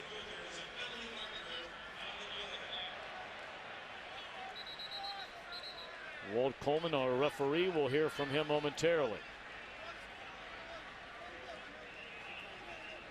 Chicago trying to plead the case that the center's moving the ball, inciting an offsides. They've been called for that once already by the center, has Detroit. So we'll see if they're going to win the debate. Offside, 71 defense. That penalty's declined. Field goal is good.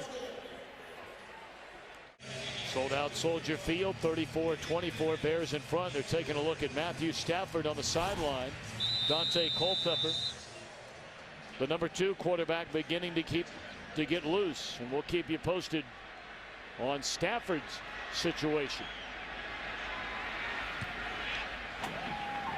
Another very short kick handled by Manning at the 10. And another huge return. Run out of bounds by the kicker.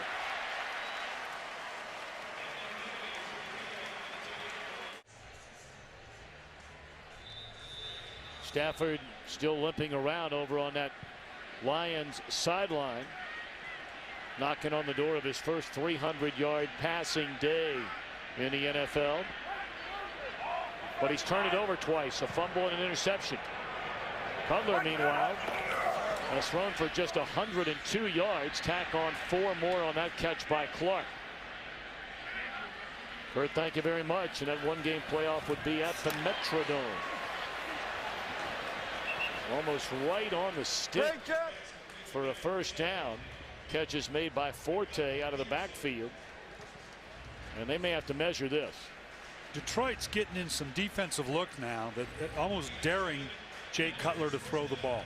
Where again we talk about Chicago would probably love to run the ball here to finish out the game, reestablish what they can in the running game, but they're loading up that defensive front in the box that almost is demanding that Jay Cutler take advantage of it to the outside. Well, they called it a first down, and Julian Peterson was giving one of the officials an earful.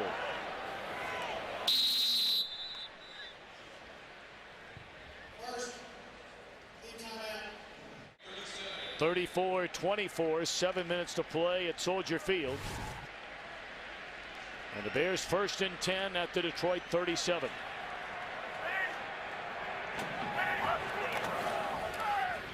Jay Cutler to throw on first down and underthrows. Greg Olsen, 2nd and 10 upcoming. We welcome those of you watching the Washington Redskins bounce back and get a victory over Tampa Bay 16-13. The Redskins losing to these Detroit Lions in the Motor City last Sunday. And the Lions, right from the get-go, were very much in this one. In fact, we were tied 21-all at halftime. Johnny Knox returned the second half kickoff, 102 yards to give Chicago a 7-point lead, a lead which now stands at 10. Matt Forte will add to that lead.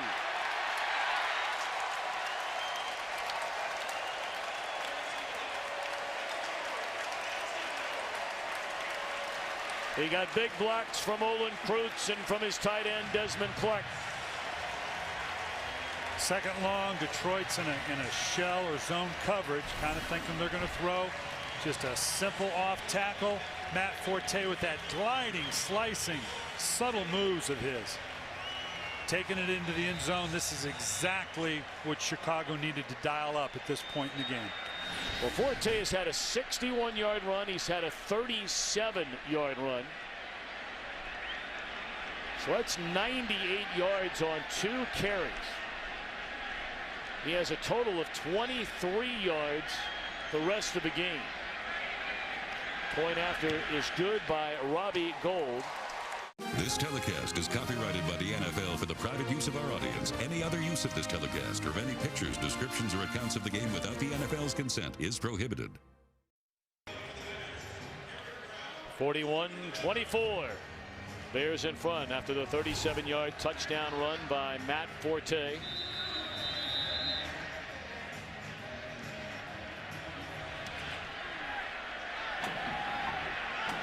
Aaron Brown from the 7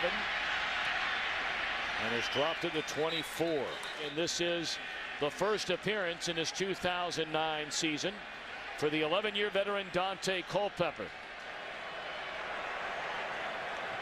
He started 5 games a season ago after they signed him off the retired list.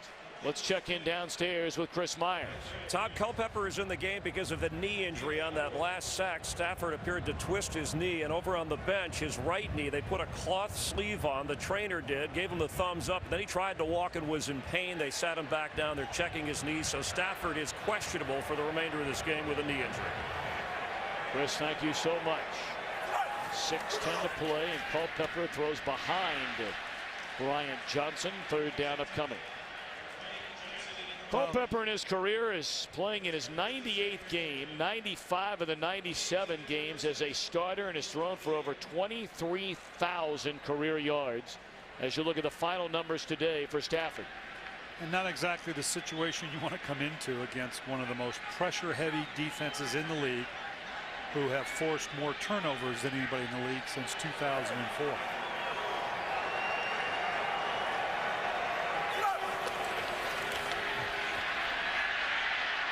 Culpepper to Felton out of the backfield. That's a first down reception out to the 44. We certainly at Culpepper, watching him practice last week, you know, they signed him. He wasn't playing for anybody last year when he got the start in 5 games with the Lions. He was heavy. He is in great physical shape this year. Well, and he got himself into shape to have this kind of battle with Matthew Stafford, as unrealistic as that was or wasn't, in that you're talking about the first-round draft choice of the Detroit Lions and then giving him $41 million signing bonus. You kind of knew how that was going to end up. But but you give him credit for battling in there, and now he's got to step in and do his job as the backup. Well, we have an injured Chicago Bear on the field. It's Zachary Bowman. In the other game, San Francisco very easily could be 3-0 on this season were it not for that final miracle by Brett Favre and the Vikings last weekend. San Francisco's for real. That was a tough environment to go up to in Minnesota. A lot of teams could have found themselves in the same situation.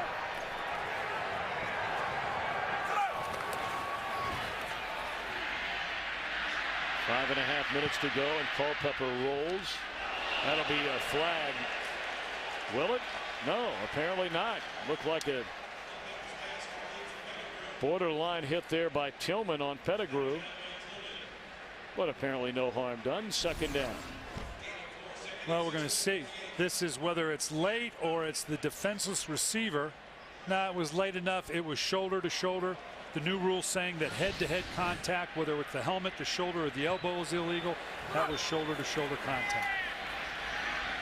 I just thought that he was, basically had a foot out of bounds when he took that hit, and they might flag Tillman. Tillman's been a good player for a long time. He has, and hasn't gotten because of the different players that have been there. Mike Brown, we alluded to earlier, and the turnovers that he instituted. But obviously, to pressure as much as Chicago does, you have to have confidence in your corners, and they obviously do with Charles Tillman. He forced a fumble last week. He's forced 17 fumbles in his career to go with 21 interceptions. Thrown behind Pettigrew. Hardest thing in the world for a backup quarterback to do is to come into game, 3/4 of the game already played, and to come in under a tough circumstance, down by 17, and that rhythm, that subtle rhythm of the speed of the game, where the receivers are breaking, where I need to put the ball. Very difficult. I mean, that's your job. Got to step up and do it, but very difficult situation, even for a veteran like Daunte Culpepper to step into. 4th down and 6. Incomplete, and the Bears will get the football.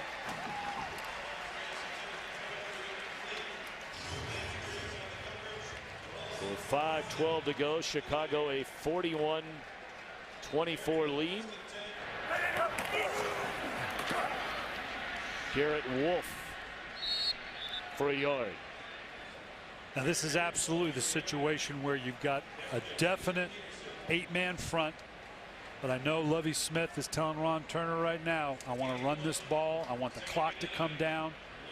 I want to see if we can push and shove against an 8-man front with our running game, because we're going to need that in the games coming up. So this is as big a test for Chicago, or close to it, as being behind in a game. How are you going to manage a game when you're ahead?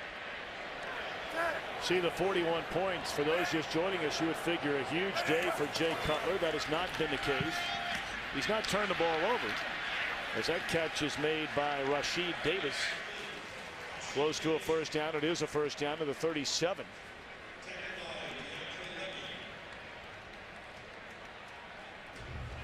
Cutler has not even thrown for 115 yards, but 2 touchdowns, no interceptions. Forte, the 2 huge runs, again 98 of those coming on 2 runs, 61 and 37.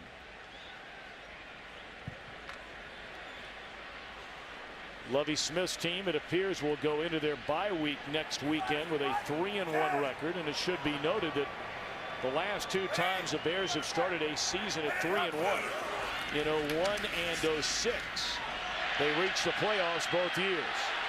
Wolf goes the other way, a flag down on the play, and then there's another flag. So you figure the second flag is on the defense. We'll see about the first one. Yeah, where the flag was thrown from, the first one. I'm going to be interested to see where they're coming with this one. Second one likely a horse collar and a player down on the field. That's exactly why this rule was implemented, to prevent these types of injuries, although it's a Detroit. On both plays, we have a personal foul, crackback, 81, offense. We have a personal foul, horse collar, 32 on the defense. Those penalties offset. Replay, first down. So Rasheed Davis for the crackback. Anthony Henry for the horse collar. And both of these you can see coming in from the exterior of the formation. Well, I don't know. He got his head in front of that one. I don't know that that constitutes a crackback. But the horse collar there again didn't get the hand in behind the pads. There are 2 calls for horse collar that have been made in this game that I think Mike Pereira, the head of the officials, is going to have to look at real hard. That was just a matter of getting hold of the pads. The horse collar is very clearly has to be the hand down inside the back of the shoulder pads of the ball carrier. I don't think the 2 that were made today were legitimate horse collar calls.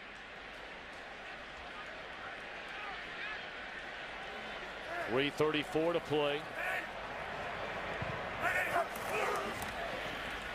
Cutler rolling, throwing, and the catch is made by Kellen Davis, who has a touchdown reception today. That's a first down to the 19-yard line. Clock winding to 3:20. Chicago's probably got as deep and a talented tight end core as there is in the league. Greg Olsen, obviously a first-round draft choice. He and Desmond Clark, as we talked about earlier, combined for over 90 catches last year. And Kellen Davis, and primarily seeing him in the preseason, but this is a big 6'7", 262-pound. He's an impressive athlete. These 3 tight ends give Chicago probably the best tight end base in the league. And they brought in that Michael Gaines, and nothing wrong with him, as you mentioned earlier. Absolutely.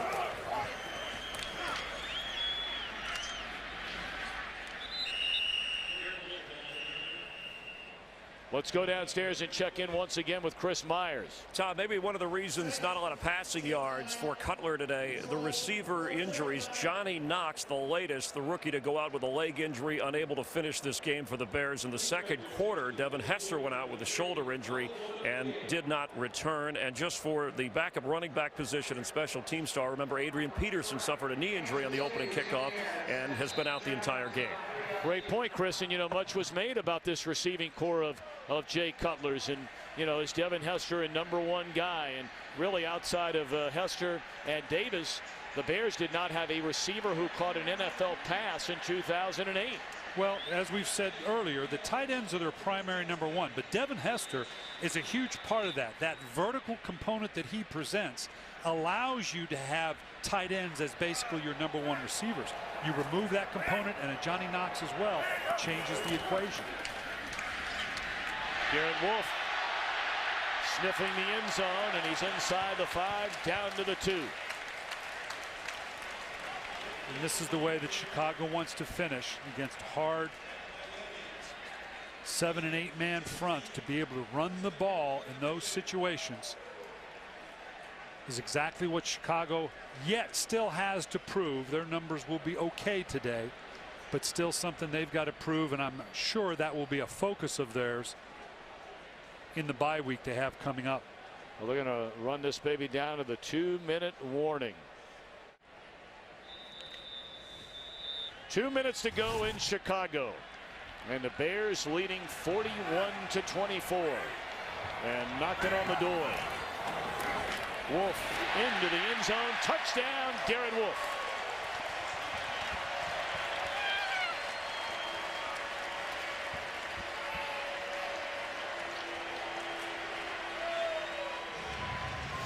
That is the first career rushing touchdown for Garrett Wolfe. How about that? Great cutback in the hole. Just a subtle dip of the shoulder, then the acceleration. Nice run by the little man. And again, just the way Chicago wants to finish up, running the ball into the end zone. What a spectacular collegiate career Wolfe had. Many wondered, you know, was he big enough? Could you find a spot for him in the NFL? Played at Northern Illinois and rushed for nearly 5,200 yards. Wow. I don't care what division, what league you're in. That's pretty good. Well, I mentioned the Bears a bye week next week. And then we take a look what Chicago has coming up thereafter. A couple of big road games, going to Atlanta Cincinnati, come back home for Cleveland and Arizona, then on the road at San Francisco. There's some tough games in there. Yeah, there are, but there's some room in there, obviously, to try to gain some ground. The NFC North going to be very competitive. We'll see how Minnesota fares this week. Obviously, these Bears, along with the Green Bay Packers, of course, Monday night matchup with Brett Favre and the Minnesota Vikings. I still have a tough time saying that after all those years in Minnesota. But that's going to have an impact on where we are with the NFC North as well.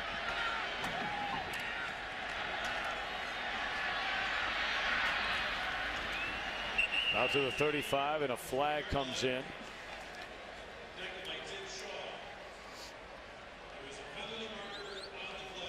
Holding, 23, return team, 10-yard penalty, first down. It's Kevin Hobbs. All right, what's coming up for Detroit? Pittsburgh at home. Steelers have a big one later tonight against San Diego. Then go to Green Bay, St. Louis at home. Seattle really struggling, getting hammered today in Indianapolis, and then at Minnesota. Yeah, not an easy lineup. Seattle, in Seattle, always tough, regardless of how well they're playing.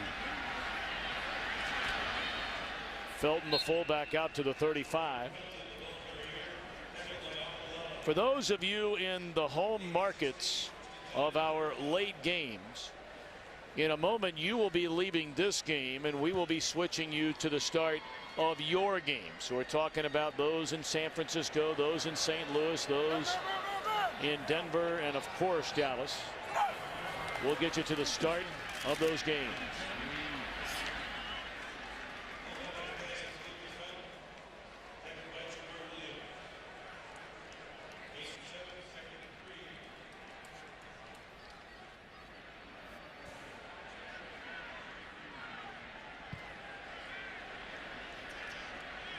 Under a minute to go.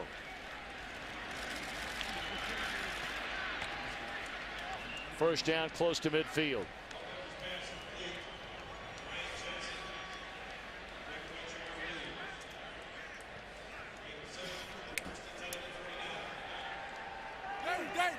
Our game today is produced by Bob Stenner, directed by Rich Dewey. Our associate director is Charles McDonald.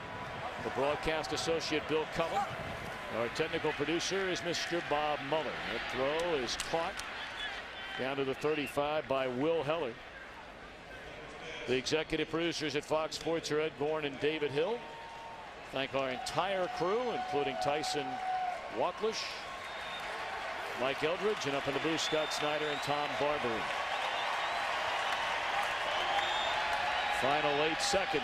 Culpepper looking to the end zone. And it's knocked down incomplete, and that is that. So after hanging in there for a half, we were tied at 21.